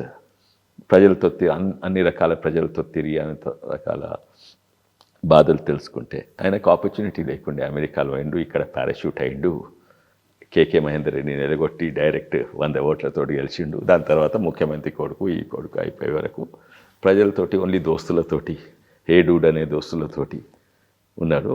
So I think he has made lot of political mistakes. And నేను అక్కడ ఎందుకు ఎప్పుడు పోయినా ఫస్ట్ టైం విలేజెస్ అంటే మా ఫస్ట్ సన్ మ్యారేజ్ అయితే నేను అన్ని బాధ్యతలు మా వైఫ్ ఫ్యామిలీ కిడ్స్ పెట్టి నేను ఓన్లీ కార్డులు వంచుతా అని ప్రతి గ్రామం పోయి నేను ప్రతి సర్పంచ్, ఉప సర్పంచ్, ఎంపీటీసీ, జెడ్పీటీసీ అందరికీ ఏ పార్టీలు ఉన్నా కూడా. అయితే ఫస్ట్ టైం ప్రతి ఊరు తిరిగిన అట్లా. కార్డు వంచుతా అంటే అప్పుడు వద్దని చెప్పలేరు, అప్పుడు పర్మిషన్ అవసరం లేదు, నాట్ పొలిటికల్ యాక్టివిటీ. ఓకే. అయితే దాని తర్వాత కూడా నేను 2 సార్లు పోయినా ప్రతి ఊరికి. అండ్ ఇప్పుడు కూడా మళ్ళీ మొదలు పెడుతున్న యాత్ర. హోప్ఫుల్లీ రఘునందనరావు గారు, మేము అందరు కూడా మంచి మిత్రులే. అయితే ఏం బైసా ప్లాన్ ఏముందంటే ఏం లేదు ప్లాన్, పిల్లలు పెద్ద అయ్యారు, నాకు పని లేదు, బిజినెస్ కూడా చూసుకుంటాను, సంచార జాతులు తిరుగుతారు చూడండి, అట్లా తిరుగుతూ ఉంటాను. ఈ బడ్జెట్ సెషన్ అయిపోయాక నేను ఒక బండి కూడా తయారు చేపించుకున్నా, ట్రాక్టర్ ట్రైలర్ మీద, 3 ట్రైలర్ల మీద దాన్ని పెట్టుకొని తిరుగుతూ ఉంటాను. ఒక మండల్లో క్యాంప్ వేసి మళ్ళీ నెక్స్ట్ మండల్ ప్రతి ఊరు తిరిగి వస్తారా? ప్రతి మండల్లో తిరుగుతా. ఇదేమో మండల్లో 2 జాగాలు ఆగుతా, ఆగి అక్కడనే ఉంటా రాత్రి. సో ఆ ప్లాన్ ఉన్నది, చేసుకుంటా. సో ఇప్పుడు చేవెళ్ళ ఎట్లుంది అంటే మీరు చేసినటువంటి అభివృద్ధి వీటన్నిటితో పాటుగా మీకు మీరు రేట్ చేసుకోవాలంటే ఎంత చేసుకుంటారు? 2 సార్లు 2 టైమ్ ఎంపీ మీరు, నేను పబ్లిక్ రిప్రజెంటేటివ్, నేను లీడర్ని కాదు, నేను పొలిటీషియన్ని కాదని మీరే చెప్పుకుంటున్నప్పుడు నేనే రేట్ చేసుకుంటే 10/10 చెప్పినా తప్పే, 5/10 చెప్పినా తప్పే, 0/10 చెప్పినా తప్పే. ఎన్నో చేయాలని ఉంటుంది. నేను 10 ప్రాజెక్టులు చేయాలనుకుంటే 2-3 సక్సెస్ అవుతాయి. చేసిన చెప్పుకోవచ్చు. నేను ప్రతి చేవెళ్ళలో దాదాపు 90% ఊర్లకు పోయి నేను రోజు బాత్రూమ్లు కడుగుతా, ఏది స్కూల్ టాయిలెట్స్ కడుగుతా. మంచి పని చేస్తుంది, నాకు సంతోషం. అటువంటివి నాకు ఎన్నో ఉన్నాయి. రైతుల గురించి, జియో ట్రిప్ 1 గురించి ఎన్నో సాధించలేదు. 1000 కొబ్బరికాయలు కొడతా అని చెప్పి 1000 కొబ్బరికాయలు కొట్టిండ్రు కూడా. అవును, 100 కొబ్బరికాయలు కొడితే నిజంగానే అయితే 1000 కొడతాను. 100 కొట్టి ఇంకా 1000 కొట్టలేదు. ఇంకా బాకీ ఉంటుంది. ఎందుకు బాకీ ఉంచిండ్రు? ఇది కూడా పెద్ద కథ. జియో ట్రిప్ 1 కూడా పెద్ద కథ. జియో ట్రిప్ 1 అభివృద్ధికి ఒక గోడ అడ్డుకుంటున్నది. సిటీ చుట్టుపక్కల డెవలప్ అయితే మా సైట్ డెవలప్ అయితే లేదు, ఇండస్ట్రీస్ లేవు, ఏం లేవు. సరే, పర్యావరణం కాపాడాలి, చేయాలని కొన్ని వాస్తవాలు ఉన్నాయి అండ్ కొన్ని కారణాలు ఉన్నాయి. కానీ వెనుకట డెవలప్మెంట్ అంటే ఫ్యాక్టరీలు అంటే పొగ అంటే పొల్యూషన్. కానీ ఈరోజు ఇండస్ట్రీస్ అలా డెవలప్మెంట్ అంటే ఐటీ ఇండస్ట్రీ ఏమో పొల్యూషన్ అవుతుందా? డేటా సెంటర్ ఇవన్నీ పొల్యూషన్ కావు. ఇన్ఫ్యాక్ట్ పర్యావరణం కాపాడుతుంది. నువ్వు యాపిల్ కంప్యూటర్స్కి ఇచ్చింది అనుకోండి, ఆడ నెగటివ్ ఫుట్ ప్రింట్ వచ్చింది. ఇప్పుడు పెద్ద పెద్ద కంపెనీస్ ఉన్నాయి కదా, యాపిల్ కంపెనీ రాకముందు ఎక్కువ కార్బన్ డైఆక్సైడ్ వచ్చేది, ఇప్పుడు వచ్చినాక చుట్టన్ని చెట్లు పెట్టిండ్రు. అండ్ ఒక్క సుక్క సీవేజ్ వాటర్ పోదు బయటికి.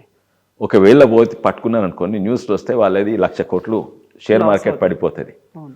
అయితే ఇటువంటి బాధ్యతతో పనిచేసే ఐటీ కంపెనీస్కి ఇస్తే డెవలప్మెంట్ అవుతుంది, పొల్యూషన్ రాదు. కానీ జియో ట్రిప్ 1 ఇది నేను రాజకీయాలకు రాకముందు అని ఎన్నోసార్లు రిప్రజెంటేషన్ ఇచ్చిన, అప్పుడు వైఎస్ఆర్ గారికి వీళ్ళకందరికీ. కానీ అప్పుడు సాధారణ ప్రజలు ఉంటుంది, కానీ ఏం కాలేదు. తర్వాత తెలంగాణ యాజిటేషన్ అప్పుడు నన్ను ఎలక్షన్ క్యాంపెయినింగ్ వరకు నేను కేసీఆర్ చెప్పిన, మనం వస్తే తీసేస్తామన్నాడు. నేను కూడా స్పీచ్లో చెప్పిన, మేము ప్రభుత్వానికి వస్తాము, టీఆర్ఎస్ పార్టీ జియో ట్రిప్ 1 తీసేస్తాం. అధికారంలోకి వచ్చినాము. ఫస్ట్ తను అప్పుడు ఆ రోజుల్లో సెక్రటేరియట్కి వచ్చేవాడు, మర్చిపోయిండు అందరు. కానీ అందరు ఇప్పుడు ఫామ్ హౌస్ ఏమన్నారు. కానీ తర్వాత బిగినింగ్లో తెలంగాణ వచ్చినాక తను సెక్రటేరియట్కి వచ్చేవాడు. అప్పుడు నేను సెక్రటేరియట్కి పోయి ఒక లెటర్ ఇచ్చిన, ఎంపీ లెటర్ హెడ్ మీద, ఈ జియో ట్రిప్ 1 అఫీషియల్ అవన్నీ నోటి మాటలు కదా, అఫీషియల్ లెటర్ ఇచ్చినాక అప్పుడు ఎంతోమంది అధికారులు ఉండే, అధికారులకు చూపెడితే ఇది ఇప్పుడు వద్దు, తర్వాత చేద్దాం, ఇట్లు ఓపెన్ పెండోరాస్ బాక్స్. అంటే ఎంతో అయోమయం అయితే అంటే జియో ట్రిప్ 1 తీసేస్తే తర్వాత చూద్దాము, దీన్ని కొంచెం ఆలోచించి చేస్తాము.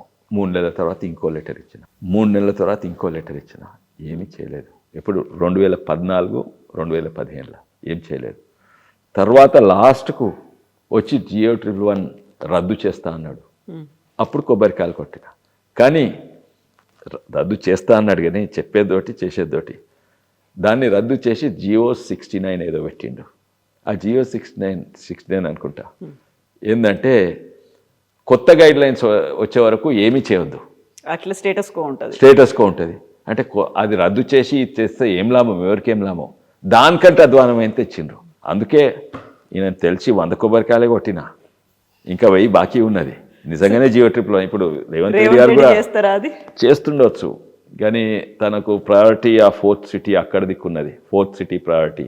ఇది చేస్తే ఇక్కడ రియల్ ఎస్టేట్ పెరగారు, ఇది ఏం చేయకుంటే అక్కడ పెరుగుతుంది. ఏమో స్ట్రాటజీ ఉండొచ్చు, కానీ దీన్ని నెగటివ్ అయితే చేయలేదు, చేస్తారని అనుకుంటున్నాను. దీన్ని కూడా మెల్లగా తీస్తారు. అయితే ఇది సస్టైనబుల్ డెవలప్మెంట్ జోన్ చేయండి అని.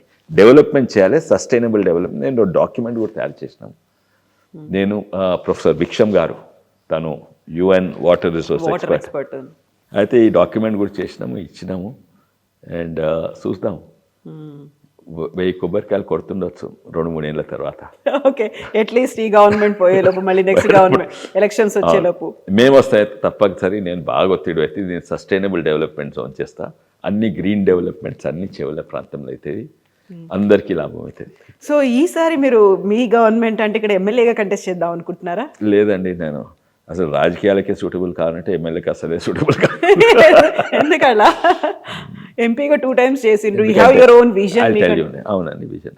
ఎందుకంటే ఇది హిస్టారిక్ కారణాలు ఉన్నాయి. ప్రజలు ఎక్స్పెక్టేషన్స్, మన రాజకీయాలే వేరే. ఉదాహరణంగా ఇంతకుముందు లీడర్షిప్ గురించి మాట్లాడినాం కదా. ప్రజలు అనుకుంటారు, అండ్ ఎమ్మెల్యేలు ఎంపీలు కూడా అనుకుంటారు, నేను ఎమ్మెల్యే అయితే నేను లీడర్నని. ఏ దేశంలో అట్టుకోనరండి, ఏ దేశంలో అట్లా అనుకోనరు. అరే వాడు ప్రజాప్రతినిధి అంటే మా రిప్రజెంటేటివ్ నేను చెప్పింది వినాలి. ఇక్కడ ప్రజల తప్పు కొంచెం. అరే వాడు ఎమ్మెల్యే అంటే మా లీడర్ అంటారు. ఎమ్మెల్యే లీడర్ కాదయ్యా, లీడర్ అంటే నువ్వు అని వినాలి. ప్రజాప్రతినిధి ఆయన నిన్ను వినాలి. అది ఫండమెంటల్ రీజన్ ఇండియాలో తెలియదు. ఎమ్మెల్యేలు అంటే లీడర్లు అనుకుంటారు, ఎంపీలు అంటే లీడర్లు అనుకుంటారు. కాదు, ఎంపీ అయ్యే వరకు లీడర్ ఉంటుంటుంది, ఎంపీ కాగానే ఆయన ప్రజాప్రతినిధి. ఎమ్మెల్యే అయ్యే వరకు కానీ ఇది ఫండమెంటల్. ఇది దాని తర్వాత స్వాతంత్రం. నిన్ననే నేను ఈ పంచాయత్ మంచి ఇది ఉండే సర్పంచ్ల ట్రైనింగ్ ప్రోగ్రామ్కి పోయి వచ్చిన. ప్రభుత్వం పెట్టింది, తెలంగాణ ప్రభుత్వం. అక్కడ ఇదే మాట్లాడినాము. ఇగో ఆయన సైకిల్ ఆడ చాలా మంది ధనవంతులు కూడా సైకిళ్ళ మీద పోతారు, ఎన్వైరన్మెంట్ కొరకు, ఎక్సర్సైజ్ కొరకు. ఇగో ఆయన సైకిల్ పట్టుకొని కూరగాయలు కొంటుంది కోతుంది చూడు, గైనే మా ఎంపీ. ఇక్కడ ఎంపీ అంటారు 2-3 గన్మెన్లు, ఇది అది ఉండాలి. ఎందుకంటే ఆయన ప్రజాప్రతినిధి. ఇక్కడ మేము ఓ పెద్ద గన్మెన్లు, ఓ లీడర్ ఉండాలి. సో అది ప్రజల తప్పు కొంచెము, అండ్ మా రాజకీయ నాయకులు తప్పు. ఏం చేసిందంటే, నేను ఫస్ట్ టైం ఎంపీ అయినప్పుడు నాకు మధ్యరాత్రి ఫోన్ వచ్చింది.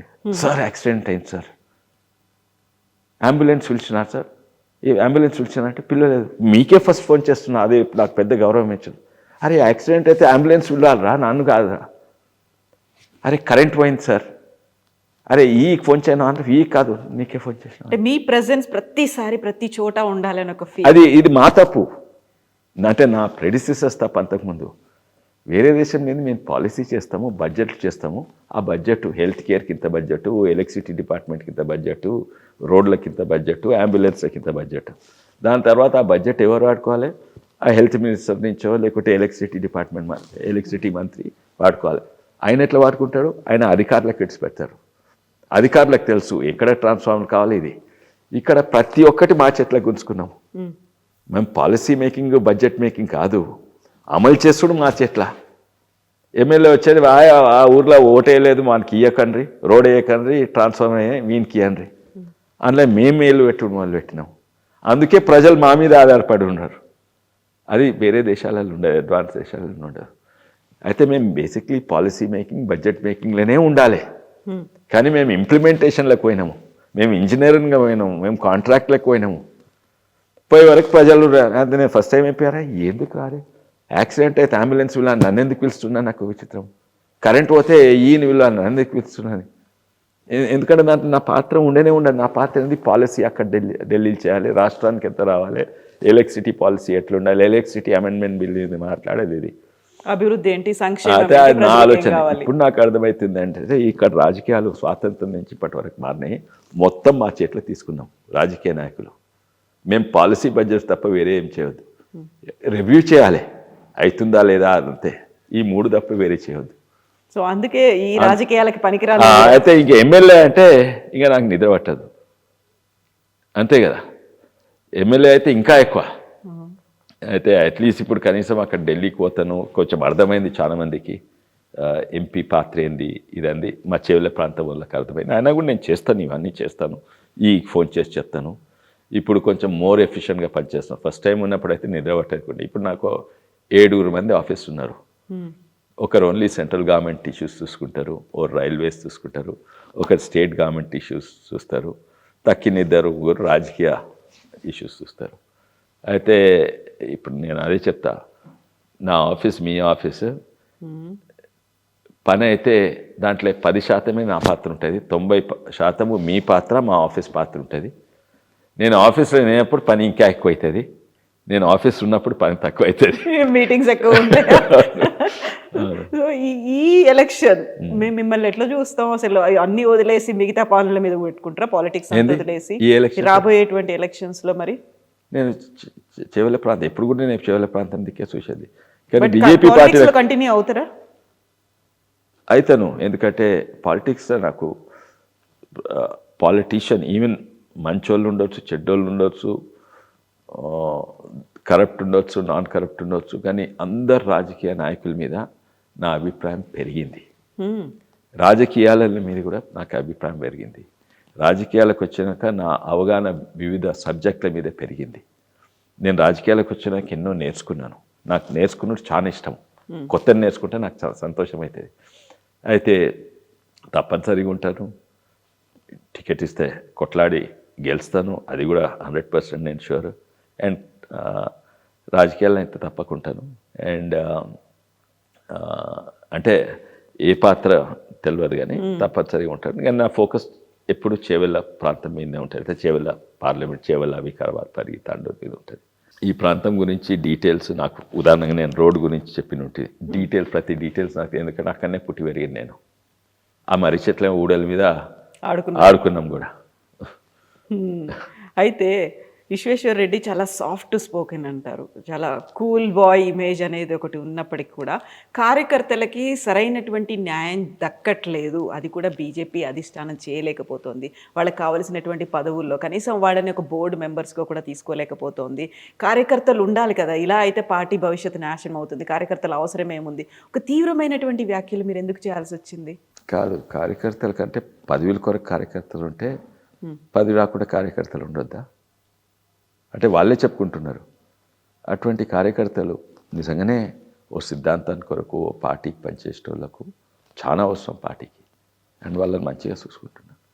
కానీ కొంతమంది రాజకీయాలలో ఎప్పుడు లేని వాళ్ళు, నిన్న రాజకీయాలు అంటే ఏ పార్టీ లేనో నిన్న వచ్చి జాయిన్ అయ్యి వాళ్ళు అనుకుంటారు రాజకీయాలు అంటే politics, meaning he is doing politics, ఆయన రాజకీయాలు చేస్తున్నా అంటే దాని యాక్చువల్ అర్థం వేరే, మనము అర్థం చేసుకునే అర్థం వేరే.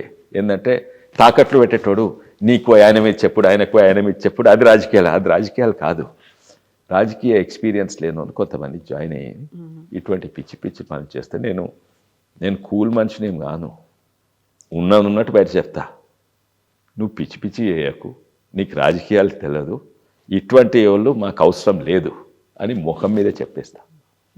నేను చెప్తాను అయితే మంచిగా, అదే కరెక్ట్. అండ్ అది కొంతమంది రాజకీయాలు తెలియని వాళ్ళు, రాజకీయాలు అంటే రాజకీయాలు ఆడుడు కాదు, సాధారణ ప్రజలు తీరా ఓపెన్గా ఉండాలి, చెప్పాలి.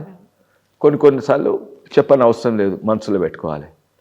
కానీ తాకట్లు పెట్టుడు, ఇది పెట్టుడు, అది పెట్టుడు, అందరూ వేస్ట్ ఫెలోస్, నేను ఒక్కనే మంచోను అంటే అది తప్పు.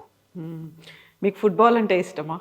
చాలా ఇష్టం అండి. ఫుట్బాల్ని ఆడుతారు, గిఫ్ట్గా కూడా ఇస్తారా? గిఫ్ట్గా అది సింబాలిక్గా చెప్పినాను. అండ్ ఎందుకంటే అర్థం చేసుకోవాలి. అండ్ అది మంచిదే, ఎందుకంటే ఎవరు కూడా నన్ను తప్పు పట్టలేదు. ఇంకా మీడియా అది పెద్ద ఇచ్చేసి యాక్చువల్లీ నేను ఎవరు చూపెట్టలేదు సార్, ఎవరికి ఒక ఫోటో అని ఉందా? అది లేదు. నేను జస్ట్ లోపటి ఇంటర్నల్ డిస్కషన్ చేసిన కానీ అది ఎన్నో డిస్కషన్ అయితే ఇచ్చారా? ఇచ్చిన. అండ్ ఒకటేమో రేవంత్ రెడ్డి గారితో ఎట్లా ఫుట్బాల్ ఆడుకోవాలి. రేవంత్ రెడ్డి గారు మంచిగా ఆడతారు, చాలా మంచిగా ఆడతారు, నాకడే మంచిగా ఆడతారు. నేను చాలా స్పోర్ట్స్ ఆడతాను కానీ ఫుట్బాల్ కూడా ఆడతాను. కానీ రేవంత్ రెడ్డి గారు ఈజ్ ఎక్స్పర్ట్. నేను చూసిన, ఆడేటప్పుడు కూడా చూసినాను కొన్ని వీడియోస్. అపోలో గ్రౌండ్లో కూడా ఆడేది అప్పుడప్పుడు నిల్కట్ట. అయితే రేవంత్ రెడ్డి గారితో ఎట్లా ఫుట్బాల్ ఆడుకోవాలి, అది మనం నేర్చుకోవాలి. అండ్ ఫుట్బాల్ మనం ఆడుకోవద్దు, అవతలతో ఆడుకోవాలి. అవన్నీ కూడా చెప్పినాం. It was taken very positively. కాకపోతే కానీ మీ మీడియాలో బస్సాలు అదే కదా, చెప్పారు. విశ్వేశ్వర రెడ్డి గారిని ఒక ఫుట్బాల్ ఆడుకుంటున్నారు, అక్కడంటే ఇక్కడ అంటే అక్కడికి తిప్పేలా చేస్తున్నారు కాబట్టి అన్నాను కాదు, అందరిని ఇది అదే చెప్పింది. ఏంటంటే మెసేజ్ ఏంటంటే ఫుట్బాల్ ఆడుకుంటే ఆయనతో ఆడుకున్నాం, రేవంత్ రెడ్డితో మనం వద్దండి. బట్ మీరేమో రేవంత్ రెడ్డి మంచి ఫుట్బాల్ ప్లేయర్ అన్న తర్వాత మెస్సీ మన దగ్గరకు వచ్చిన తర్వాత, మెస్సీ మ్యాచ్ అయిన తర్వాత ప్రాపర్గా ఆయనకి బాలే పాస్ చేయలేకపోతున్నాడు అనేటువంటి విపరీతమైనటువంటి ట్రోల్స్ అంటే కాదు అది వాళ్ళు సూపర్ వివిఐపీస్ మెస్సీ అనేటోళ్ళు వాళ్ళకు. అండ్ వాళ్ళ ప్రోటోకాల్స్ ఇవన్నీ వేరే వేరే ఉంటాయి. అండ్ ఆఫ్ కోర్స్ ఎన్నో వెస్ట్ బెంగాల్ అయితే మొత్తం అంతా డ్యామేజ్ చేసిండ్రు. ప్రజలే ఫ్యాన్లు పోయి కుర్చీలు ఇది అది చేసిండ్రు. ఇక్కడ కూడా ఎంతోమంది నిరాశతో వాపస్ పోయినరు. మొత్తం వాళ్ళ కంట్రోల్ ఉండదు. మీరు చూసిండ్రా, పోయినరా మ్యాచ్ చూసిండ్రా, మెస్సీని చూడడానికి పోయినరా? ఎంత 20 లక్షల 10 లక్షలు ఒక సెల్ఫీ, 10 లక్షలకు సెల్ఫీ అంట. ఎవడైతే 10 లక్షలు ఇస్తే ఎంతో మంది క్లాబ్ అవుతుంది. నేను అటువంటి ఈ సెలబ్రిటీ దానికి నాకు పెద్ద షోక్ ఉండదు. బట్ ఉప్పల్ స్టేడియం కూడా పోలే మ్యాచ్ చూడడానికి మీరు? కొంతమంది ఎక్కడెక్కడి నుంచో వచ్చిండ్రు, 10 లక్షలు 20 లక్షలు ఇచ్చిండ్రు. నేను పోలేదు. బట్ మీకు ఫుట్బాల్ అంటే ఇష్టం, ట్రెక్కింగ్ అంటే కూడా ఇష్టం. ట్రెక్కింగ్ వెరీ రీసెంట్గా నేను వీడియో చూసిన, సహ్యాద్రి హిల్స్కి చేవెళ్ళ నుంచి కొంతమందిని యూత్ని తీసుకొని ట్రైన్లో. నేను ప్రతిసారి తీసుకోతాను, ఇది ఫస్ట్ టైం కాదు, ఎన్నోసార్లు 10 సార్లు తీసుకోతా. ఎస్పెషల్లీ యోగా డే ఉంటుంది కదా, ట్రెక్కింగ్ అంటే అది చాలా ఎంజాయబుల్, కానీ కొన్ని రిస్కీ కూడా ఉంటుంది. 10 మందిని తీసుకుపోయినా అనుకో, గుట్టలు ఎక్కినాం అనుకో, వాళ్ళు బీర్లు తాగి కింద పడితే ఇంకా నా రాజకీయ జీవితం 2 కాళ్ళు కూడా 3 చచ్చిపోతుంది. అయితే యోగా డే రోజు నేను యోగా సూర్య నమస్కారం అన్నిట్లో మంచిగా పడితే నేను మీకు ట్రెక్కింగ్ తీసుకుపోతా. ఇది నిజంగానే అవుట్ ఆఫ్ ద వరల్డ్ అండి. అవుట్ ఆఫ్ ద వరల్డ్ అంటే అవుట్ ఆఫ్ ద వరల్డ్.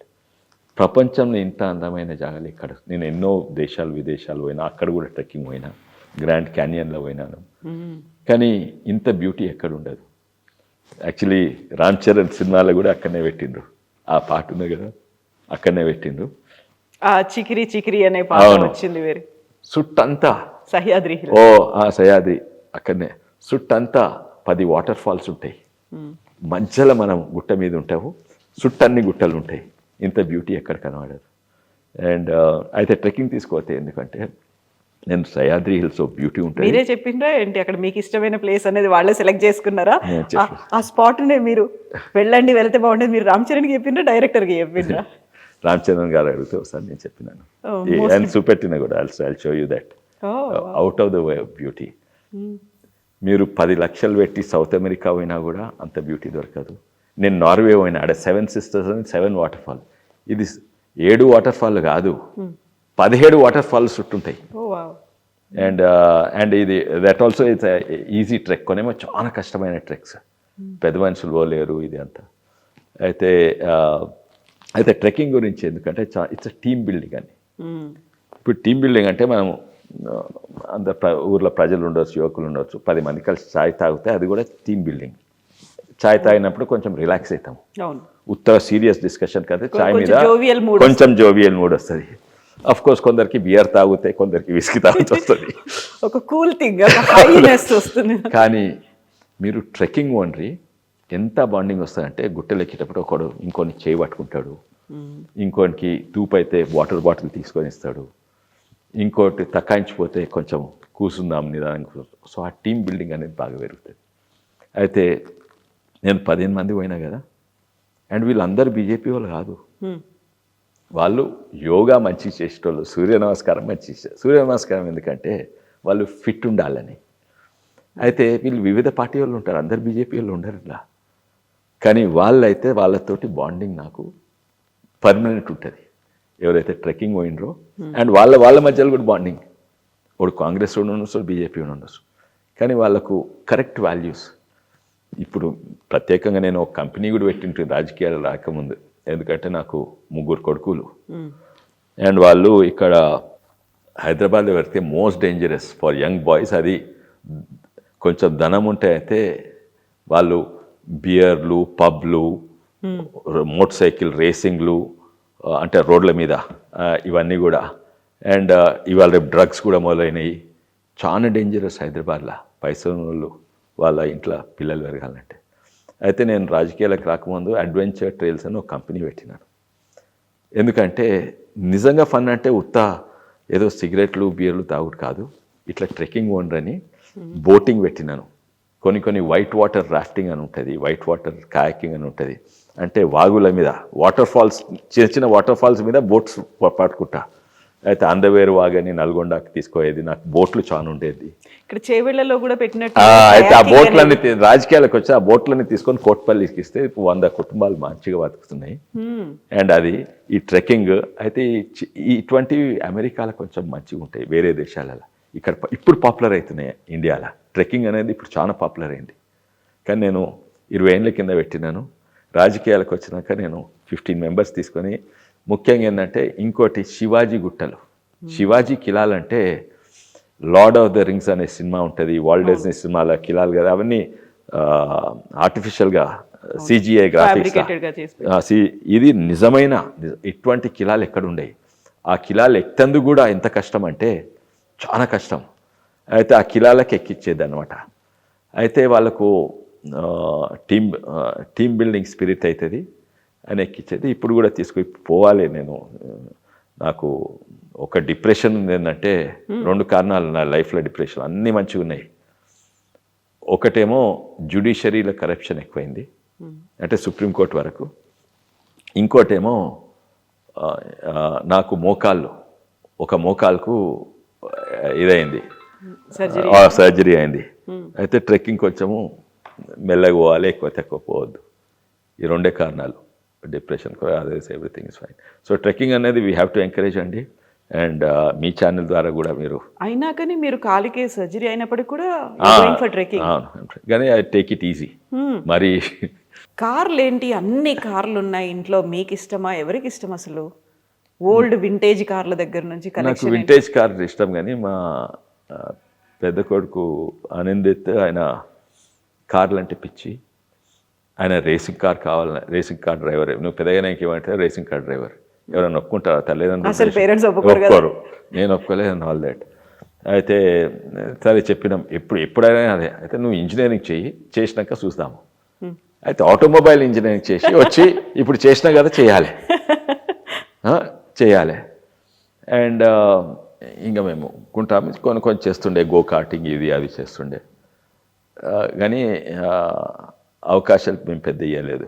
అయితే అప్పుడు సద్గురు జగ్గి వాసుదేవ్ అన్నారు, ఏంటంటే మీరు ఈయనకి అవకాశం ఇవ్వకుంటే రోడ్ల మీద రేసింగ్ చేస్తాడు, యాక్సిడెంట్లు అవుతాయి. ఆయన చెప్పినట్టే యాక్సిడెంట్ అయింది. ఆయన రోడ్ల మీద స్పీడ్ నడుతుడు. దాని తర్వాత మేము అన్నాం, కరెక్ట్, రేసింగ్ చేస్తే రేస్ ట్రాక్ మీద చేయండి అని అవకాశం ఇవ్వాలి. లేకుంటే ఎక్కడన్నా సిటీ బయట క్రాస్ కంట్రీ ఉంటాయి. ఈ 2 రేసింగ్లో కూడా ఎన్నో రకాలు ఉంటాయి. కొన్నేమో క్రాస్ కంట్రీ ఉంటాయి, అంటే మట్టి మీద గుంతల నుంచి, రాళ్ళ నుంచి, రప్పల నుంచి ఉంటాయి. కొన్నేమో వాగులలో ఉంటాయి, కొన్నేమో రేసింగ్ ట్రాక్. అయితే దీన్ని we encouraged him and he did very very well. అంటే 2 కారణాలు. ఒకటేమో ఆయనకి ఇంట్రెస్ట్ అండ్ ఆయనకు స్కిల్ అది ఉన్నది. ఇంకోటేమో రేసింగ్ అంటే ఏదో మన భయం లేకుండా యాక్సిలరేటర్ ఒత్తుడు స్పీడ్ పోవుడు కాదు, దాంట్లో చాలా టెక్నాలజీ ఉంటుంది.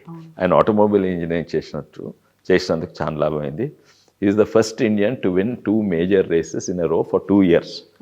ఏది JK tyres and MRF. These are 2 top most ఇవి. అయితే ఆయనకి ఇంట్రెస్ట్. ఇప్పుడు పెద్ద బిజినెస్ చేసినా కూడా ఆయన చిన్న వర్క్ షాప్ అట్లే ఉన్నది. అండ్ ఇప్పుడు కూడా కార్లను రిపేర్ చేస్తాడు. ఎవరన్నా నేను కార్ కొంటున్నా, కార్ అంటే దీంట్లో సోషల్ మీడియా సలహా ఇస్తూ ఉంటాడు. అండ్ ఇప్పుడు కూడా ఓ పాత కారు కొని, అంటే పాత అంటే 30 ఏళ్ళ కింద, 50 ఏళ్ళ కింద కార్లు, 20 ఏళ్ళ కింద కార్లు కొని, అవి ప్రొడక్షన్ లేని కారు కొని దాన్ని మంచి చేసి అమ్ముతాడు, కొన్ని కలెక్షన్ పెట్టుకుంటాడు.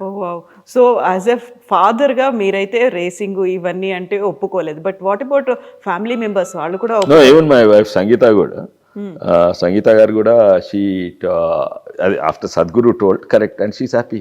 ఎందుకంటే ఎవరైనా చేయాలని అనుకుంటే సేఫ్గా చేయనియండి.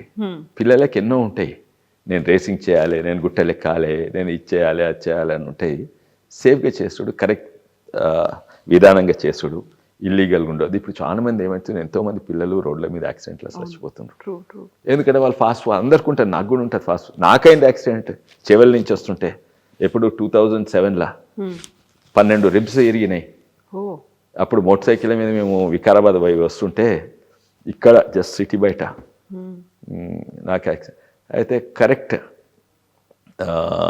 విధానం నేర్చుకోవాలి. అండ్ రేసింగ్ ట్రాక్ మీద రేసింగ్ ఇస్ ద సేఫెస్ట్. మన హైదరాబాద్ రోడ్ల కంటే సేఫ్. అండ్ థ్రిల్ అక్కడ ఎక్కువ వస్తుంది, ఇక్కడ యాక్సిడెంట్లు ఎక్కువ అయితే అక్కడ థ్రిల్ ఎక్కువ వస్తుంది. ఎగ్జాక్ట్లీ. సో మీకు ముగ్గురు పిల్లలు, ముగ్గురు అబ్బాయిలే, ఆనందిత్, విశ్వజిత్ అండ్ విరాజ్. ముగ్గురు పేర్లు ఎవరు పెట్టారు? ఇద్దరం కలిసి పెట్టినాము, మాట్లాడుకున్నాము ఇద్దరము. ఇంకా అవును, నేను సంగీత గారు మా మిస్సెస్ కలిసి. కొంచెం అంటే ఆ కాలంలో అది ఫస్ట్ ఏమో అనిందిత్ పేరేమో శివుని పేరు ఉండాలని, ఎందుకంటే ఆయన శివరాత్రి రోజు పెట్టిండు. So that was. అమ్మాయి కావాలనిపించిందా? మిస్ అయ్యే ఫీల్ ఉండేది? నాకు ఫీల్ కాలేదు. మా మిస్సెస్ చెప్తుంది, you don't know what you are missing. ఎందుకంటే ఫాదర్ను చూసుకునేది ఓన్లీ బిడ్డలే చూసుకుంటారు, వీళ్ళు పెద్ద అయినాక మర్చిపోతారు. You don't know what you are missing. కానీ ఇప్పుడు గ్రాండ్ డాటర్ ఉన్నది, మన్మరాలు ఉన్నది, చాలా మజా వస్తుంది. ఓకే, బికాస్ దే ఆర్ 4 డాటర్సే కాబట్టి she knows very well. No, even అది నాకు కూడా ముగ్గురు సిస్టర్స్, ఎల్డర్ సిస్టర్స్. ఓకే, అయితే సో ఇప్పుడు ఎలా ఉంది ఫీల్ ఒక తాత కూడా అయిన తర్వాత? మంచిగా ఉన్నది. కానీ నేను అందరు చెప్తారు నన్ను తాత అని వీళ్ళకండి. ఏమంటారు మరి? ముసవంతి అనిపిస్తారు. ఏమని పిలుస్తారు? గ్రాండ్ పా? కొంటెగా పేరు పెట్టి పిలుస్తారు. ఓ, కొంటె విశ్వేశ్వర్. విష్ విష్ ఉంటుందా? విష్ అని అంటారే. Okay, I feel, I can see that emotion in you. అది కనిపిస్తోంది. Oh, that's the biggest joy in life, and there's no doubt. The biggest joy in life is children and grandchildren. చాలా మంది అంటారు more than పిల్లల కంటే you will enjoy the grand children more. No, I enjoy my 3 children a lot and I enjoy the grandchildren also a lot. So ఆ happiness అనేది కనిపిస్తూ ఉంటుంది కదా, ఆ ఆనందం అనేది దేంట్లో ఉందంటారు? చాలా వరకు పిల్లలకి, నెక్స్ట్ జనరేషన్కి వాళ్ళకి కావాల్సినటువంటి ఆస్తి సంపాదించి పెట్టడంలో అని కొంతమంది అంటారు. లేదు, వాళ్ళకి ప్రాపర్గా కావాల్సినటువంటి లైఫ్కి ఏదైతే మోరల్ వాల్యూస్ ఉన్నాయో, ఎథిక్స్ ఉన్నాయో అది నేర్పిస్తే అంటారు. What do you think? ఎందుకంటే మీకే ఇప్పటికీ you are the richest MP అనేది ఇన్ ద ఇండియా అనేది ఉంది కాబట్టి, what do you think and what do you feel? ఏమి ఇవ్వాలంటారు నెక్స్ట్ జనరేషన్కి? ఫస్ట్ వాళ్ళకు హ్యాపీనెస్ అనేది కనబడాలి. పైసలతో హ్యాపీనెస్ రా, అసలు కనెక్షనే లేదు. ఎంతోమంది పేదోళ్ళు హ్యాపీగా ఉంటారు, ఎంతోమంది ధనవంతులు వాళ్ళ జీవితాలు నాశనం చేస్తున్న దుఃఖంగా ఉంటారు. ముఖ్యంగా మనిషికి కావాల్సిన ధనం కాదు, సంతోషం, హ్యాపీనెస్. అది మనం గుర్తించాలి. ఇంకోటి, పిల్లలంటే అది న్యాచురలీ వస్తుంది. నాకే కాదు, అందరికి వస్తుంది. పిల్లలు చూడంగానే న్యాచురలీ హ్యాపీ. కొందరికి హ్యాపీనెస్ అంటే వాళ్ళకి బర్త్డే నాడు గిఫ్ట్ ఇవ్వాలి, బర్త్డే నాడు ఇచ్చేయాలి, వాళ్ళకి సంతోషం, అది కూడా హ్యాపీనెస్సే. కానీ ఇది న్యాచురల్, ఏ కారణం లేని హ్యాపీనెస్. పిల్లలను చూడండి, ఏదో కారణానికి హ్యాపీనెస్ ఉంటే అది నిజంగా without any conditions, without any కారణాలు ఓ హ్యాపీనెస్ అంటే ఓన్లీ పిల్లలతో వస్తుంది. అండ్ అది ఆ చైల్డ్హుడ్ ఎంత కాలం మనం తీసుకోపోతే, నాకు ఇప్పుడు అనిపిస్తుంది, నాకు పిల్లల దగ్గర నుంచి నేర్చుకోవాలని చాలా ఉంటుంది. వాళ్ళ గుణాలు నాకు వింటే ఇప్పుడు ఎంతో మంచి మనిషిని అవుతుంటుంది, ఇంకా మంచి మనిషిని అవుతుంటుంది. అవును, ఆ గుణాలు ఆ పిల్లలకు, చిన్న పిల్లలకు ఉన్న గుణాలు మన పెద్దోళ్ళకి వస్తాయి చాలా మంచిగా. పెద్దోళ్ళు నేర్పిస్తారు కానీ మనం వాళ్ళ దగ్గర నేర్చుకునేది ఎన్నో ఉన్నాయి. సో మీరేమో రిచెస్ట్ ఎంపీ అనే పేరు ఉంది. సో విదేశాల్లో చదువుకొని వచ్చిండ్రు, విదేశాలను ఉద్యోగం చేసిండ్రు, అతిపెద్ద పారిశ్రామికవేత్త. ఇవన్నీ అయినప్పటికీ తెలంగాణ స్లాంగ్, మనకంటూ పల్లెటూళ్ళలో మాట్లాడుకునేటువంటి ఆ భాష ఇప్పటికీ కూడా మీరు అదే కంటిన్యూ అవుతుంది. ఎందుకట్లా? ఇన్ని విదేశాలు తిరిగి వచ్చిన తర్వాత చాలా వరకు మారిపోతుంది. అసలు తెలుగులే మర్చిపోయేటువంటి పర్సన్స్ని మనం చూసిన తర్వాత అది ఇంకా ఎలా ఉంది? కొంతమంది కారణాలు ఉంటాయి, వాళ్ళ తెలుగు మారుతుంది. ఎన్నో కారణాలు. ఉదాహరణగా నేను తెలుగు లిటరేచర్ చదువుతున్నాను అనుకోండి, ఒక అకాడమిక్ తెలుగు వేరే ఉంటుంది. నేను సినిమాలలో ఉంటే ఆ తెలుగు వేరే ఉంటుంది. నేను రాజకీయాలలో ఉంటే ఆ తెలుగు వేరే ఉంటుంది. నేను సాధారణ ప్రజలతో ఉంటే అది తెలుగు వేరే ఉంటుంది. ప్రజల మధ్య ఉన్నారు కాబట్టి. నేను ప్రజల మధ్యలో ఇప్పుడున్నాను, చిన్న ఉన్నప్పుడు ఉంటుంది, మధ్యలో లేకుంటుంది, మధ్యలో అమెరికాలోనో యూరోప్లోనో ఎక్కడెక్కడనో ఉంటుంది, పెద్ద పెద్ద కంపెనీలు పనిచేస్తుంటుంది.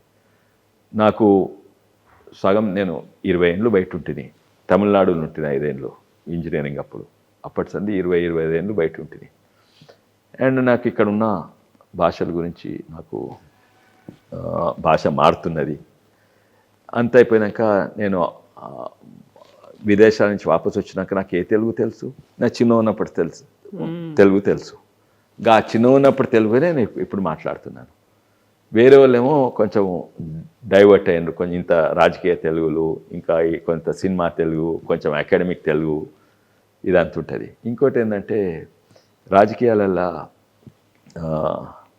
వెనకటి ఎట్లుండంటే ఒక రాజకీయ నాయకుడు సర్పంచ్ ఉండని లేకుంటే ఎమ్మెల్యే ఉండని ఎవరున్నా కూడా ఆయన ప్రజలకంటే కొంచెం పెద్ద అని చూపెట్టుకోవాలి. బట్టలు మంచిగా తెల్లగా ఉంటాయి, వచ్చి కద్దరేసుకోవాలి, జేబులో పెన్ను ఉండాలి, ఎందుకంటే ఈయన చదివినోడు, వెనకట చదివినోడు ఈయన పెన్ను ఉండాలి. సో వాళ్ళ స్టేచర్ సాధారణ ప్రజల కంటే కొంచెం ఎక్కువ పెట్టుకోవాలి. తప్పు కాదు, అది మంచిదే. అయితే అందరు ప్రజలు ఆయన దిక్కు చూడాలి, అరే ఇన్నే మంచి అయినా, ఇన్నే చదువుకున్నైనా, ఇన్నే ఒక శుభ్రంగా బట్టలు వేసుకొని పెద్దరికం అంటే ఇట్లా ఉండాలి, అట్లా ఉండేది అన్నమాట. అయితే దాంతో భాష కూడా మారింది. భాష కూడా నేను సాధారణ ప్రజలు భాష మాట్లాడతారు, మంచి తెలుగు మాట్లాడతారు. అండ్ దాన్ని ఇంకా ఎక్స్ట్రీమ్ పోతున్నా వస్తున్నది. నేను అమెరికా నుంచి వచ్చినాక నేను కొన్ని స్పీచెస్ ఏంటుంటుంది, ఉపన్యాసాలు ఏంటుంటుంది. చంద్రబాబు నాయుడు గారిది అప్పుడు ఉపన్యాసం ఏమైనా, మేము ఇది కొత్తగా తనే మొదలుపెట్టిండు. ఇప్పుడు ప్రతి రాజకీయ నాయకుడు తెలుగులా, టీఆర్ఎస్ ఉండని, బీజేపీ ఉండని, కాంగ్రెస్ ఉండని, టీడీపీ ఉండని, అందరు అదే భాష. నేను ఫస్ట్ టైం చంద్రబాబు నాయుడు గారు మాట్లాడేటప్పుడు విన్నాను, మేము అక్కడ పోవడము జరిగింది, మేము అక్కడ చర్చించడం జరిగింది. అది ఇంతకుముందు ఎవరు వాడకుండే, ఎందుకంటే అది ఇంకా గౌరవ తెలుగు తిరుగు అనిపించేది, ఇంకా రెస్పెక్ట్ఫుల్ తెలుగు అనిపించేది. అది ఇంగ్లీష్లో ట్రాన్స్లేట్ చేస్తే నేను అప్పుడే అమెరికా నుంచి చాలా గమ్మత్ అనిపించేది. ఏంది my going there has happened అంటే నేను అక్కడ పోయినా కాదు, నేను అక్కడ పోవడము జరిగింది. 2 క్రియలు ఉంటాయి, 2 క్రియలు, ఒక్క క్రియ వాడేవారు 2 క్రియలు వాడిండు. అయితే ఇది ఇంకా పెద్ద గౌరవనీయులు ముఖ్యమంత్రి గారు అట్లా మాట్లాడతారు, మేము కూడా అట్లా మాట్లాడాను. ఇప్పుడు అందరూ మా బీజేపీలు కూడా అట్లే మాట్లాడుతారు, మా కాంగ్రెస్ కూడా. సో అప్పుడు తను ఓ భాషలనే మార్పు తెచ్చిండు. అండ్ నేనేమో అక్కడ పోయినా, అక్కడ వచ్చినా, ఆయన వచ్చిండు, ఆయన రావటం జరిగింది అని చేసాం. అది పాత తెలుగు అన్నమాట. కేసీఆర్ పాపులర్ ఎందుకంటే ఆయనకి అన్ని తెలుగులు తెలుసు, రాజకీయ తెలుగు తెలుసు, ఈ తెలుగు తెలుసు, ఈ తెలుగు తెలుసు, ఈ తెలుగు, కానీ వాడేది ఈ తెలుగు. ఈ తెలుగుని ఇంకా కిందికి పోయి బూతులు కూడా మొదలుపెట్టిండు, అయితే ఇంకా పాపులర్ అయ్యిండు. కానీ అది తప్పు, బూతులు వాడని అవసరం లేదు. అండ్ యాక్చువల్లీ ఓ పీరియడ్ ఉండే తెలంగాణ రాజకీయ హిస్టరీలో, ఎంత బూతులు మాట్లాడితే అన్ని సప్పట్లు, అన్ని సీటీలు కొట్టు. ఇప్పుడు తగ్గింది, అది చాలా మంచిది. బట్ ఇప్పుడు కేసీఆర్ మాట్లాడుతున్నాడు అంటే కాదు, రేవంత్ మాట్లాడుతున్నాడు, రేవంత్ మాట్లాడినందుకే మేము ఇట్లా మాట్లాడుతున్నాం, ఏదైతే టిట్ ఫర్ టాట్ అనేది ఉంటుందో అది మేము చూపించాలి కదా అనే ఒక మాట ఉంది కదా. ఇది మొదలుపెట్టింది కేసీఆర్ గారే, దాంట్లో డౌటే లేదు. ఈ బూతులు ఇన్ఫ్యాక్ట్ అప్పుడు ఎక్స్ట్రీమ్ ఆపోజిట్ ఉండే, ఎక్స్ట్రీమ్ నేను అన్నట్టు పోవడం జరిగింది, ఇవన్నీ అంత నుంచి సడన్ కిందికి తీసుకో కాంట్రాస్ట్ ఉండే. మళ్ళీ దాని తర్వాత కొందరు వేరే పార్టీ వాళ్ళు కూడా మాట్లాడడం మొదలుపెట్టిండ్రు, వాళ్ళకు కూడా సపోర్ట్లు సీటీలు వచ్చి మొదలుపెట్టినాయి. కానీ పీక్ పోయింది టీఆర్ఎస్ జమానాలే బూతులు. అండ్ అందరు అదే మాట్లాడేది, రామారావు కొడుకు రామారావు తర్వాత వీళ్ళు కూడా అదే మాట్లాడేది. అదైతే నాకైతే నవ్వు వచ్చింది. భారతదేశంలో అన్నిట్లో పెద్ద ప్రెస్ కాన్ఫరెన్స్ ఎప్పుడైందో తెలుసా అండి? కేసీఆర్ గారు ఉన్నప్పుడు ప్రగతి భవన్లో నేషనల్ ప్రెస్ కాన్ఫరెన్స్ స్టేట్లో పెడితే మన రాష్ట్ర ప్రెస్ ప్లస్ ఢిల్లీ ప్రెస్ పిలుస్తారు. ఢిల్లీ కాదు, Malayali press, Punjabi press, Karnataka press, Tamil Nadu press, Meghalaya press, Nagaland ప్రెస్ను అందరినీ పిలిచి హోటల్ అకామిడేషన్ ఇచ్చి మొత్తం ఆడిటోరియం మొత్తము ప్రెస్. ఫస్ట్ మినిట్ నుంచి లాస్ట్ మినిట్ వరకు బూతులు. ఇక నిర్మలా సీతారామన్ అంటే ఇక నేను ఆ బూతులు చెప్పలేదు. మోడీ గారిని అన్ని బూతులే. సో అది ఎక్స్ట్రీమ్ లెవెల్, అది పీక్ పోయిందనమాట. తెలంగాణ ఉద్యమం అప్పుడు కోపంతో ఈ కొడుక ఆ కొడుక అని అందరు అన్నారు, ఆ కుటుంబ సభ్యులు అందరూ అన్నారు. అది అనేది లేకుండా కానీ అన్నారు. సో అదే ఎక్స్క్యూజ్. కానీ అది కంటిన్యూ అయింది. ఎందుకంటే పోలీసు వాళ్ళు వచ్చి విపరీతంగా మన వాళ్ళను లాఠీచార్జు చేసి కొట్టి ఇది అది చేసే వరకు వస్తాయి కొందరికి వాళ్ళ అప్బ్రింగింగ్ బట్టి వస్తాయి. నాకు కేసు కూడా పెట్టినాను. అది అట్లనే నానిపోయింది. అప్పుడు ఆయన టీఆర్ఎస్ నుండే ఫోన్ చేసి, ఆయన్నే నాకు ఫోన్ చేసిండు, టీఆర్ఎస్ నాయకుడు, ఎంపీ క్యాండిడేట్. నన్ను ఎప్పుడు నా జీవితంలో ఎవ్వరు కూడా ఈ కొడుక ఆ కొడుక అని ఎప్పుడు నేను పాత బస్తీలు పెరిగిన ఓల్డ్ సిటీలా. చిన్న ఉన్నప్పుడు బస్తీ వాళ్ళతో బాగా ఆడుకునేది, గోటీలు ఆడుకునేది, ఇది ఆడుకునేది. చిన్న ఉన్నప్పుడు ఆయన పెద్ద అయినాక ఎవ్వరు నన్ను ఈ కొడుక ఆ కొడుక మీ అవ్వ మీ అమ్మ అని ఎవరు తిట్టలేదు. ఫోన్ చేసి తిట్టును మొదలు పెట్టిండు. అయితే నేను కేసు వేసిన. ఫార్చునేట్లీ అప్పుడు రికార్డింగ్ ఉండే. నేను కేసు పెట్టిన.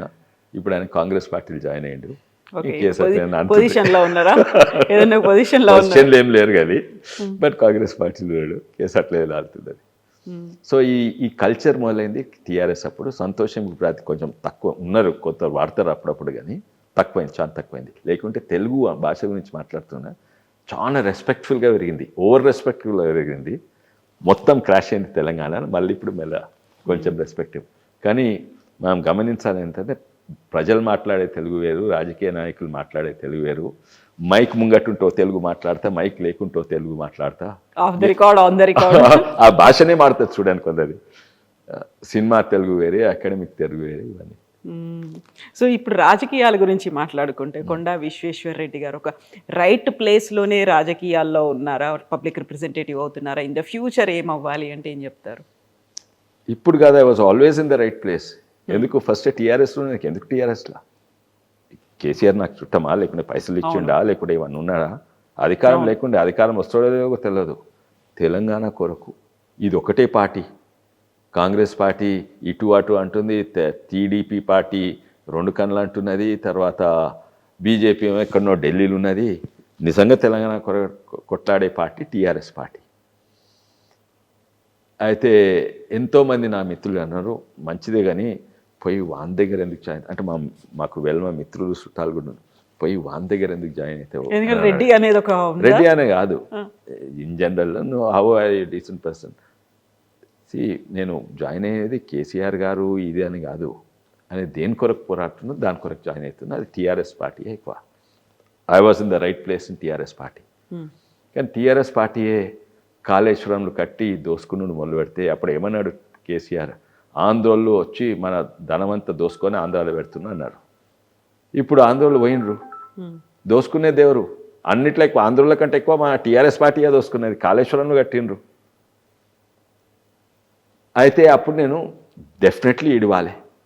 ఇడిచి ఏ పార్టీలు జాయిన్ అయ్యా?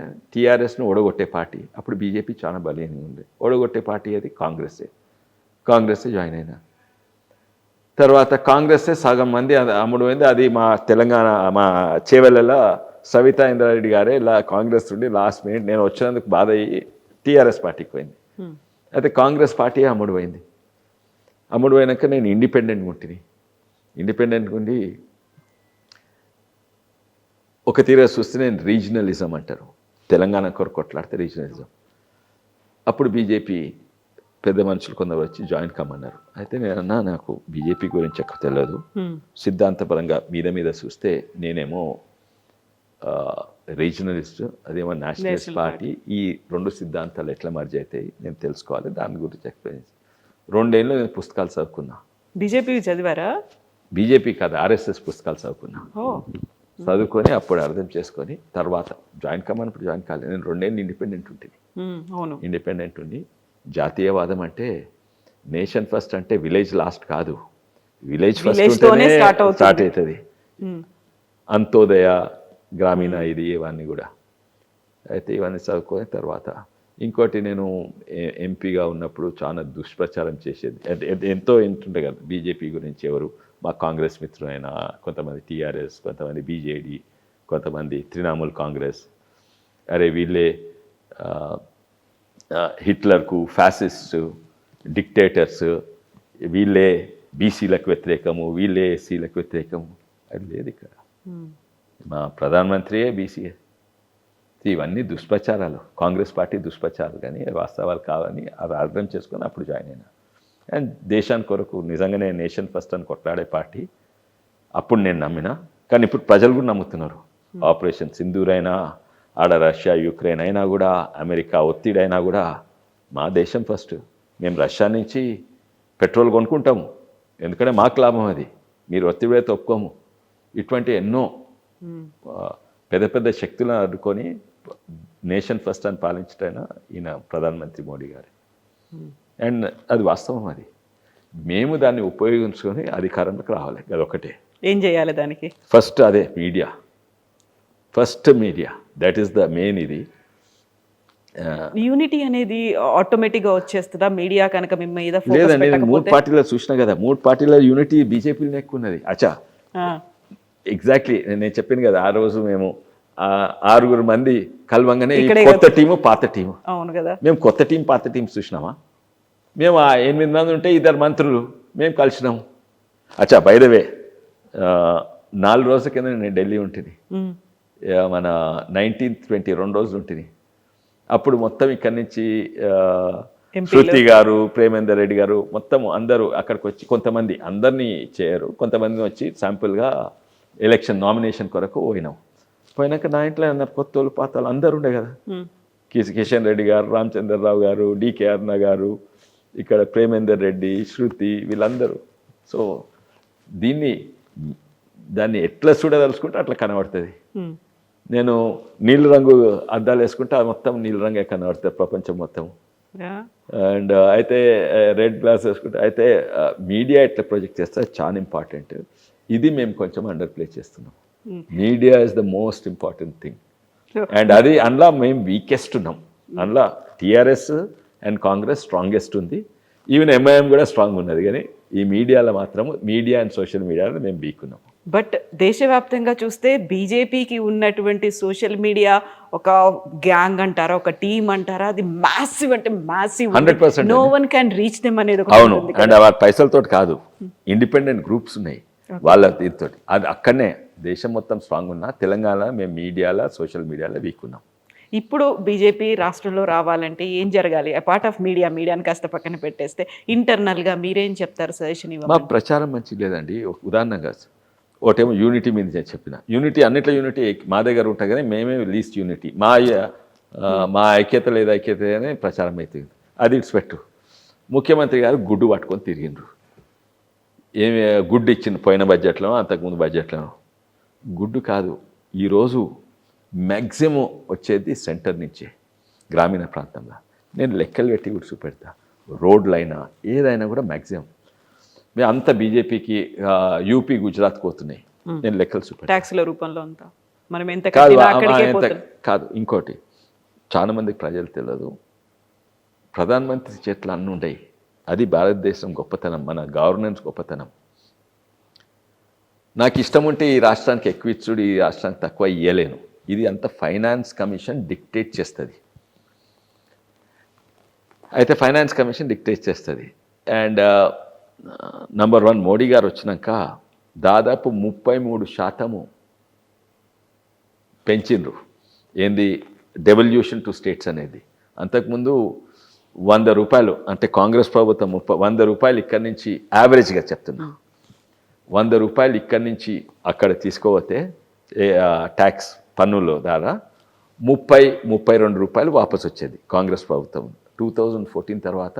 అంటే ఇది ఇంకా మేమే క్రెడిట్ కాదు, అందులో ఫైనాన్స్ కమిషన్ క్రెడిట్ కూడా ఉంటుంది. మాంటెక్ సింగ్ అలువాలియా తర్వాత మన రిజర్వ్ బ్యాంక్ గవర్నర్ వీళ్ళు ఉండి చేసింది ఏంటంటే 100 రూపాయలు తెలంగాణ నుంచి అక్కడ పోతే 42 రూపాయలు కంపల్సరీ రావాలి తెలంగాణకు. అవి తీసుకొచ్చి తెలంగాణ ప్రభుత్వం చేతిలో పెడతారు. అవి కాకుండా దాదాపు 60% ఉంటాయి కదా, ఆ 60%లో కూడా ఎక్కడెక్కడేం తీయాలని ఉంటుంది. అందులో కూడా వస్తాయి తెలంగాణకు. అయితే వాస్తవం అందులో తక్కువ వస్తాయి. ఇవేం కంపల్సరీ ఇవ్వాలి, అందులో తక్కువ వస్తాయి. అయితే వీళ్ళు ఏం ప్రచారం చేస్తారు? కేసీఆర్ అదే ప్రచారం చేసింది, ఇప్పుడు కాంగ్రెస్ పార్టీ అదే ప్రచారం చేస్తుంది. ఏంది, అరే ఇక్కడ ఇంటి పనులు కొడితే తక్కువ వస్తున్నాయి, కేంద్ర ప్రభుత్వం మామూలు నడుస్తుంది. కాదయ్యా, అట్లా చూస్తే పన్నులన్నీ రంగారెడ్డి జిల్లా కడుతుంది, ఖర్చు పెట్టేదంతా కరీంనగర్, సిరిసిల్ల ఇక్కడ ఖర్చు పెడతారు. పన్నులన్నీ ఇంకో విధానం చూడే, రాజకీయాలు పక్కకు పెట్టి ఇంతకు పన్నులందరూ హైదరాబాద్ నగరము కడుతుంది, ఖర్చు పెట్టేదని గ్రామీణ ప్రాంతాల్లో. ట్యాక్సెస్ ఉన్నాయి అందుకు. ధనవంతుల దగ్గర ట్యాక్స్ కలెక్ట్ చేయాలి, అందరికీ ఖర్చు పెట్టాలి ట్యాక్స్. అట్లనే రాష్ట్రాలది కూడా అదే. అండ్ ఇప్పుడు అది వెనకట్స్ అంది అట్లే నడుస్తుంది, ప్రతి దగ్గర నడుస్తుంది, రీజనల్ లెవెల్లో నేషనల్ లెవెల్లో అట్లనే నడుస్తుంది. నేను ఇక్కడ అంత ట్యాక్స్ బంజారా హిల్స్ వాళ్ళు ఎక్కువ కడితే అన్ని ఇక్కడ ట్యాక్స్ ఇక్కడనే ఖర్చు పెట్టాలని ఉండొద్దు. అదే అందుకే ప్రభుత్వం అవసరం. ఓకే, ఇప్పుడు బీజేపీ అయితే ఉదాహరణగా అయితే దుష్ప్రచారం అంటుంది కదా, రైతులు వాళ్ళు 6 గ్యారంటీలు ఇచ్చిండ్రు. మేము 2 లక్షల రుణమాఫీ చేస్తాం, తులం బంగారం ఏదో, ఇక పైసలు లేవో ఏదో చేసేది లేకుంటే చేసిండ్రు, కానీ ఇవ్వలేకపోతుండ్రు, పర్వాలేదు. గుడ్డు ఇచ్చేది వాళ్ళు, గుడ్డు అయితే 0. ఈరోజు రైతాంగం బతుకుతుందంటే మేము ప్రతి ఏడాది ప్రతి రైతు కుటుంబానికి ₹1,00,000 కంటే ఎక్కువ ఇస్తున్నారు మోడీ నుంచి. ఎక్కువిచ్చుడే కాదు, గుజరాత్ ఇంకా యూపీ కంటే ఎక్కువ ఇస్తున్నాం. లెక్కలు చెప్తాను.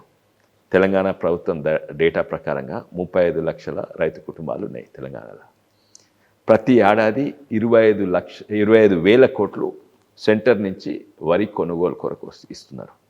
అన్నిట్లో ఎక్కువ పర్ క్యాపిటల్ రైతుకు, అన్నిట్లో ఎక్కువ వరి కొనుగోలు యూపీ, గుజరాత్ కంటే ఎక్కువ ఇస్తుండ్రు. అరే వాళ్ళు ఎందుకు ఇస్తుండ్రు? వాళ్ళు ఇస్తుండ్రా? మేము బియ్యం వడ్లు ఇస్తున్నాం కదా. వడ్లు ఎవరికి అవసరం లేదు.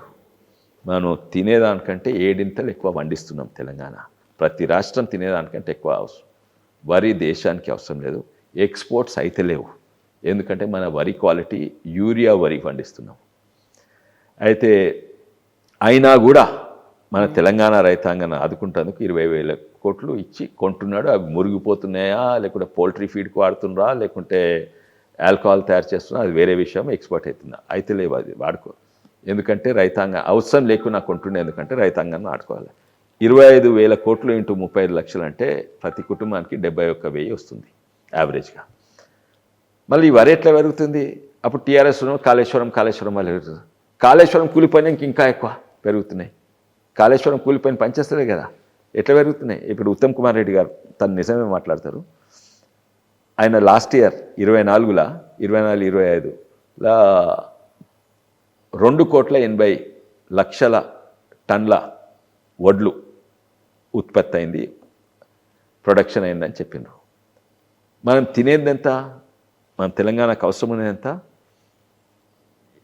4 కోట్ల జనాభా, ఏడాదికి యావరేజ్ 72 కిలోలు తింటే అది 29 లక్షల టన్నులు అవుతుంది బియ్యం. అంటే వడ్లు అంటే 41 లక్ష. అంటే 41 లక్ష తింటే మనం పండించేది 2,80,000. ఎవరికి అవసరం లేదు ఆ వరి. అయినా కూడా ఆదుకుంటుంది. ఆ వరి ఎట్లా పెరుగుతుంది? కాళేశ్వరం కూలిపోయినాక ఇంకెక్కువ పెరిగింది, ఎందుకంటే యూరియా వల్ల పెరుగుతుంది. ఇంకోటి ఎంఎస్పి ఎంత ఇస్తుందో తెలుసా అండి?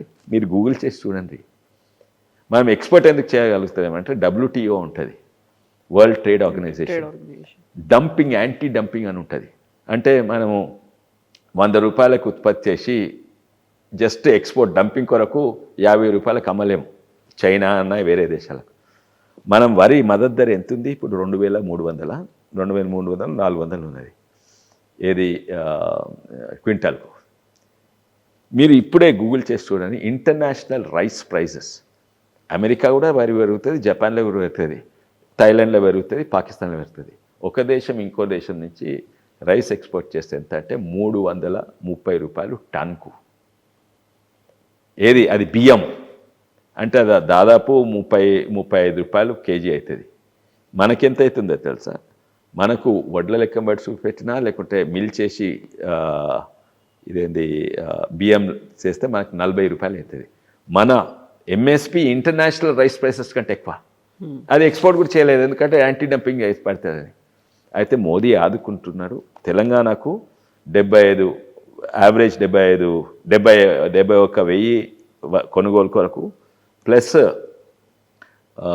దాదాపు 20,000 యూరియా సబ్సిడీకి, ప్లస్ 6,000 రూపాయలు ప్రతి రైతు కుటుంబానికి.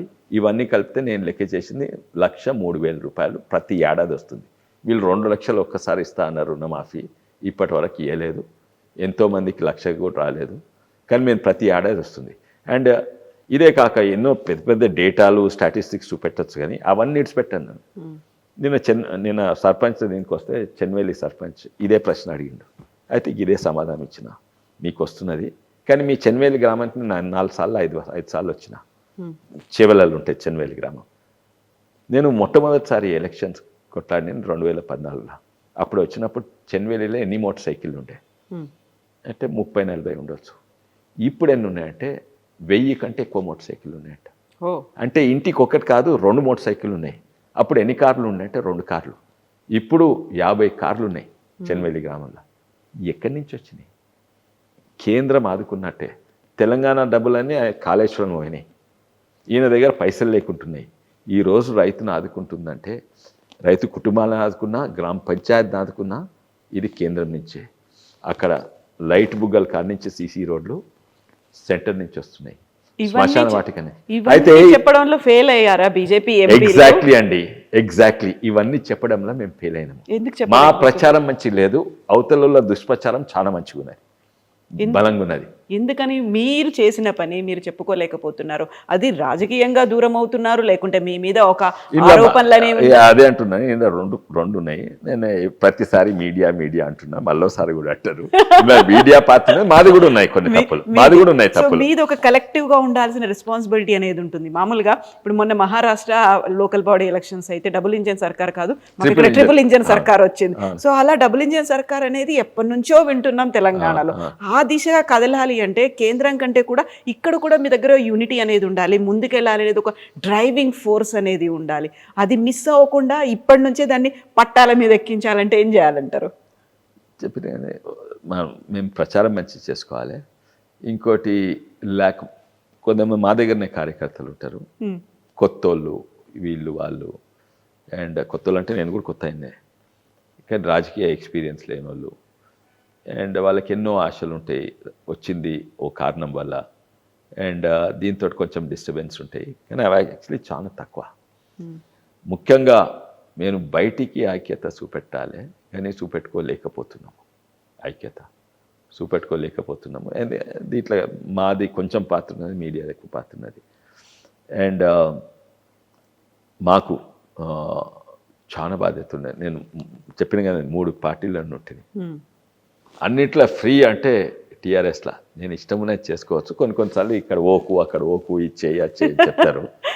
బీజేపీలు ఉంటే ప్రతి వారం ఏదో పనిస్తారు. ఇంకోటి అంటే వాళ్ళ బీజేపీ పార్టీ అంటే వాళ్ళ దృష్టి మెయిన్ మాది ఎలక్ట్రల్ పాలిటిక్స్ వరకు మాకు చేతులు కట్టేసినట్టు అవుతుంది. ఎందుకంటే బీజేపీ పార్టీ అన్ని పార్టీల వాళ్ళు ఏంది, పొలిటికల్ పార్టీ ఉంటే నెక్స్ట్ ఎలక్షన్ ఎట్లా గెలవాలి, వాళ్ళ విజన్, వాళ్ళ పాలసీస్, వాళ్ళ చెప్పిన మాటలు అంతవరకే. బీజేపీ ఏమో 2047 వరకు మేము వికసిత్ భారత్, వాళ్ళ 10 ఏళ్ళ ప్లాన్ ఉంటుంది, 50 మంచిది, దేశానికి మంచిది, కానీ రాష్ట్రానికి మంచిది. కానీ మాకు రాజకీయాలకు ఎలక్ట్రల్ పాలిటిక్స్ డిసడ్వాంటేజ్. అది 50 ఏళ్ళ తర్వాత ఎట్లుండాలి, 10 ఏళ్ళ తర్వాత ఎట్లుండాలి, బీజేపీ అది చూస్తుంటుంది. వేరే పొలిటికల్ పార్టీ రేపటి గురించి చూస్తుంటాయి. మా బాధ్యతలు కూడా అట్లే ఉంటుంది. మీరు కింది నుంచి జాతీయవాదం పెంచాలి, వేరే పార్టీలు మీరు కింది నుంచి ఓట్ బ్యాంకులు ఓట్లు ఎట్లా తీసుకురావాలంటుంటుంది. మీరు కింది నుంచి దేశాన్ని సిద్ధాంతాన్ని పెంచాలి, జాతీయవాదం సిద్ధాంతాన్ని పెంచాలని మాది ఉంటుంది. దాని కొరకు ఇప్పుడు సంసద్ కేలియా తర్వాత ఎన్నో ఉంటాయి. ఈ రామ్జీ గురించి ప్రతి వారం ఏదో ప్రోగ్రామ్ ఉంటుంది. ఇంకోటి ఏంటంటే నాకు మంచిగా అనిపిస్తుంది, కానీ పొలిటికలీ అది ఎక్కువని నాకు నిజామాబాద్లో బాధ్యత ఇస్తుంది, నన్ను ఇక్కడ కరీంనగర్లో బాధ్యత ఇస్తుంది. టీఆర్ఎస్ పార్టీ నువ్వు అక్కడ ఎందుకు పోతున్నావు, అక్కడనే ఉండాలని అంటారు. ఇక్కడ వాళ్ళు అక్కడ పోద్దు, అక్కడ వాళ్ళు ఇక్కడ. మాకేమో మొత్తం రాష్ట్రంలో ఓసారి ఖమ్మం పోమంటారు, ఓసారి ఇక్కడ పోమంటారు, ఎక్కడెక్కడనో వాళ్ళు నేను ఏదేదో ప్రోగ్రామ్. అయితే ఏడాదికి ఓ 10 ప్రోగ్రాంలు అట్టుంటాయి. ఓసారి భువనగిరికి పోమంటారు, భువనగిరిలో ఈ కార్యక్రమాన్ని ఇన్ఛార్జ్. అయితే వాళ్ళు నువ్వు నీ దగ్గర ఉండి నువ్వు ఎంపీ గెలువు, నీ లక్ష్యం ఏంటంటే నెక్స్ట్ ఎంపీ నువ్వు గెలవాలి, లేకపోతే నెక్స్ట్ ఎంపీ సీట్ బీజేపీ ఉందా అది ఉండదు వాళ్ళకు. అది కూడా ఉంటుంది కానీ అది సెకండరీ. మీ దగ్గర జాతీయవాదాన్ని పెంచాలి అట్లా. సో ఎలక్ట్రల్ పాలిటిక్స్కు KCR the most maximum winning ఇది. దాని తర్వాత కాంగ్రెస్, దాని తర్వాత ఇది. అయితే మేము మాకు కష్టం ఎక్కువ పడాలి, సేమ్ రిజల్ట్ వస్తుంది, మాకు కష్టం ఎక్కువ ఉంటుంది. అండ్ ఎవ్రీ డే ఏదో ప్రోగ్రామ్ ఉంటుంది మాకు. అండ్ దాన్ని ఎంజాయ్ చేస్తున్నారా ఆ కష్టాన్ని మీరు? కొన్ని ఎంజాయ్ చేస్తామండి, కొన్ని ఏమో మెయిన్ ఏంటంటే I have to balance party programmes with ప్రజలు వస్తుంటారు, నాకు సీట్ కావాలి, ఇవి చెప్పిన కదా, నాకు కరెంట్ వస్తలేదు, నాకు రోడ్లు వస్తలేదు, అది కూడా నేను చేస్తున్నా. ఇప్పుడు నేను కొత్త కార్యక్రమం పెట్టిన, అది కొంచెం మంచిగా కావాలి బీజేపీ పార్టీకి. నేను ఎప్పుడు నాది ఇంజనీరింగ్ కదా, ఎప్పుడు కొత్త కొత్త యంత్రాలు చేస్తుంటా. ఇప్పుడు ఒక కొత్త యంత్రం చేసినాను, అది మోస్ట్ ప్రాబ్లీ పనిచేస్తుంది. ఏంటంటే మన సిమెంట్ కంకర్ మిక్సింగ్ చేసేది ఉంటుంది కదా, చెట్లు వేస్తారు కాదు, ఇట్లా తిరుగుతూ ఉంటుంది, అందులో ఉష్కే, నీళ్లు, సిమెంట్, కంకర మిక్సర్ ఉంటుంది కదా, అదే కానీ డాంబర్ మిక్సర్ చేస్తున్నా. డాంబర్ మిక్సర్ ఉండదు, అది అట్లా వేరే తిరిగి ఉంటుంది. అది చేసి ఇప్పుడు ఊర్లల్లో గుంతలు ఉన్నాయి, ఆ గుంతలు నింపేది మెషిన్ తయారు చేస్తున్నా. చాలా అగ్వాల, చాలా చీప్గా ఇది నింపొచ్చు, ఇది చేయవచ్చు. సో దాంతో ఒక దీంతో నేను ఎప్పుడైనా నేను గెలిచింది ఎందుకు, ఏదో రాజకీయాలు చేసినందుకు కాదు, అరే వీడు మంచోడు రాని ఓ అభిప్రాయంతో దాంట్లోనే మ్యాక్సిమం గెలుస్తాడు ఎవరైనా. అయితే నేను బాత్రూమ్ క్లీన్ చేస్తా, అరే వీడు ఎవరు చేయండి బాత్రూమ్ క్లీన్ చేస్తా. ఇప్పుడు ఆల్మోస్ట్ 450 గ్రామాలకు పోయి క్లీన్ చేస్తున్నాము. ఇంకా టోటల్ 700 గ్రామాలు ఉన్నాయి గ్రామ పంచాయతీలు. ఇంకా తాండాలంటే కొన్ని ఎక్కువ 1000 వరకు ఉంటాయి కానీ. సో ఈ 5 ఇయర్స్లో హోప్ఫుల్లీ అన్నీ చేస్తా. కానీ ఇప్పుడు ఇది కూడా చేస్తాం అనుకోండి, ఎందుకంటే ఇది రోజు ఆ గుంతలలో పడతాయి, ఆటోలు అయినా, మోటార్ సైకిల్ అయినా, కార్లు అయినా. దీంతో లాభం బాగా అవుతుంది. సో నా కార్యక్రమాలు ఎట్లుంటాయంటే ఒక్కరికి లాభం, 10 మందికి లాభం అయ్యేటట్టు, లేక గ్రామం మొత్తం లాభం అయ్యేటట్టు. నేను ఊర్లో ఒక్కరికి మేలు చేయకుండా వచ్చు కానీ ఆ ఊరు పోయి బాత్రూమ్ గడుపుతా, అయితే ఊరు మొత్తం పిల్లలందరికీ లాభం అవుతుంది. సో కొన్ని కష్టమైన పనులు ఉన్నాయి, అయినప్పుడు కూడా చాలా ఇష్టంగా డెడికేటెడ్గా చేస్తున్నారు మీరు. I enjoy lot of it. నాకు ఏదో కొన్ని పనులు కొన్ని చాలా తక్కువ. నిజామాబాద్ హ్యాపీగా పోతా, ఆడ మంచిగా మా మిత్రుడే ఉన్నాడు, ధర్మపురి అరవింద్ ఉన్నాడు, ఎక్కడ పోయినా మంచిగా ఉంటుంది. కానీ వేరే వాళ్ళు 100% అక్కడనే పోయి ఫోకస్ చేస్తారు, రాజకీయాలు ఎక్కువ చేస్తారు. అండ్ కొన్నిసార్లు వాళ్ళకి నష్టం కూడా అవుతుంది. ఎందుకంటే నేను చెప్పింది కదా, ఎమ్మెల్యేలు అంటే ట్రాన్స్ఫార్మర్ అక్కడ ఇవ్వకండి ఇక్కడ ఇవ్వండి అని. నేను ప్రత్యేకంగా ఇప్పుడు నేను ఎక్సైజ్ చేసిన కదా, ఎన్ని గ్రామాలు నాకు మొత్తం చేవెళ్ళలో ఓన్లీ 3 గ్రామాలు ఉన్నాయి, నాకు 3 సార్లు నెగటివ్ ఎన్నో గ్రామాలు మోర్ దెన్ 50%, 3 సార్లు టీఆర్ఎస్ ఉన్న మెజారిటీ, కాంగ్రెస్ ఉన్న మెజారిటీ, బీజేపీలు ఉన్న మెజారిటీ. అయితే ఇవన్నీ అనలైజ్ చేస్తాను కొన్ని. అయితే నేను ఆ 3 ఎందుకు పెట్టలేదని వాళ్ళతోటి పనిచేయదలుచుకున్నా, వాళ్ళని మూలకేయదలుచుకోలేదు. కొంతమంది ఉల్టా చేస్తారు, అరే వాళ్ళు నాకు ఓటేయలేదు, రేపు అసలే వేయరు, పక్క రోజులు కూడా వేయరు రేపు అట్లా. అది కొన్ని ఉన్నాయి అట్లా. అండ్ ఐ థింక్ రాజకీయాలు మారుతున్నాయి. ఇంకోటి ఏమంటే, ఒక లీడర్ అంటే ఒక 10 కార్లు వేసుకొని పోవాలి, అది 10 కార్లు వేసుకొని పోతే నష్టమవుతుంది. లీడర్ అంటే నా చుట్టూ 100 మంది ఉండాలి, ఆ 100 మంది ఉంటే నాకు నష్టమవుతుంది. ఎవరు ఎందుకంటే ఆ 100 మంది ఉంటారు, అరే వీళ్ళు ఎంపీ మనుషులు రా అని అంటారు. అంటే ఏమన్నట్టు నేను ఎంపీ మనుషులు కానా? సో చాలా ఆ పాత రాజకీయాలు ఇప్పుడు పనిచేస్తలేవు, చాలా మారుతున్నాయి. అండ్ నేను మొన్నటి వరకు ఈవెన్ టీఆర్ఎస్ ఉన్నా, కాంగ్రెస్ ఉన్నా, నేను ఒకటే వెహికల్ పోతుంది, నా వెనక వెహికల్ ఉండదు, నా కార్లో ఎవరు కార్యకర్త కూర్చోరు, ఏదో పని ఉంటే కూర్చుంటారు. కానీ నేను 10 మంది వేసుకొని పోతే అది నా ప్రకారంగా నష్టం అవుతుంది. అంటే నాకు సూట్ అయ్యేది వేరే వాళ్ళకి సూట్ కాకుండా, కానీ నాకైతే ఇదే సూట్ అవుతుంది, ఇట్లే ఉండాలి. ఫ్యూచర్ రాజకీయాలు కూడా ఇట్లే ఉంటాయి. ఫ్యూచర్ రాజకీయాలు ఉంటే అట్లా ఆడ స్విట్జర్లాండ్ ఉన్నట్టు చూడు, ఆ సైకిల్ వేసుకొని కూరగాయలు కొంటుంటాడు, వాడే మా ఎంపీ. అండి చాలా చాలా చాలా ఉన్నాయి మాట్లాడుకోవడానికి, బట్ టైం కూడా తెలియట్లేదు. మీతో ఇంకొక ఎపిసోడ్లో ఇంకా రిమైనింగ్ ఇంట్రెస్టింగ్ ఇష్యూస్ అన్ని మాట్లాడతాను. థ్యాంక్ యూ సో మచ్ అండి. Best wishes to you. Thank you.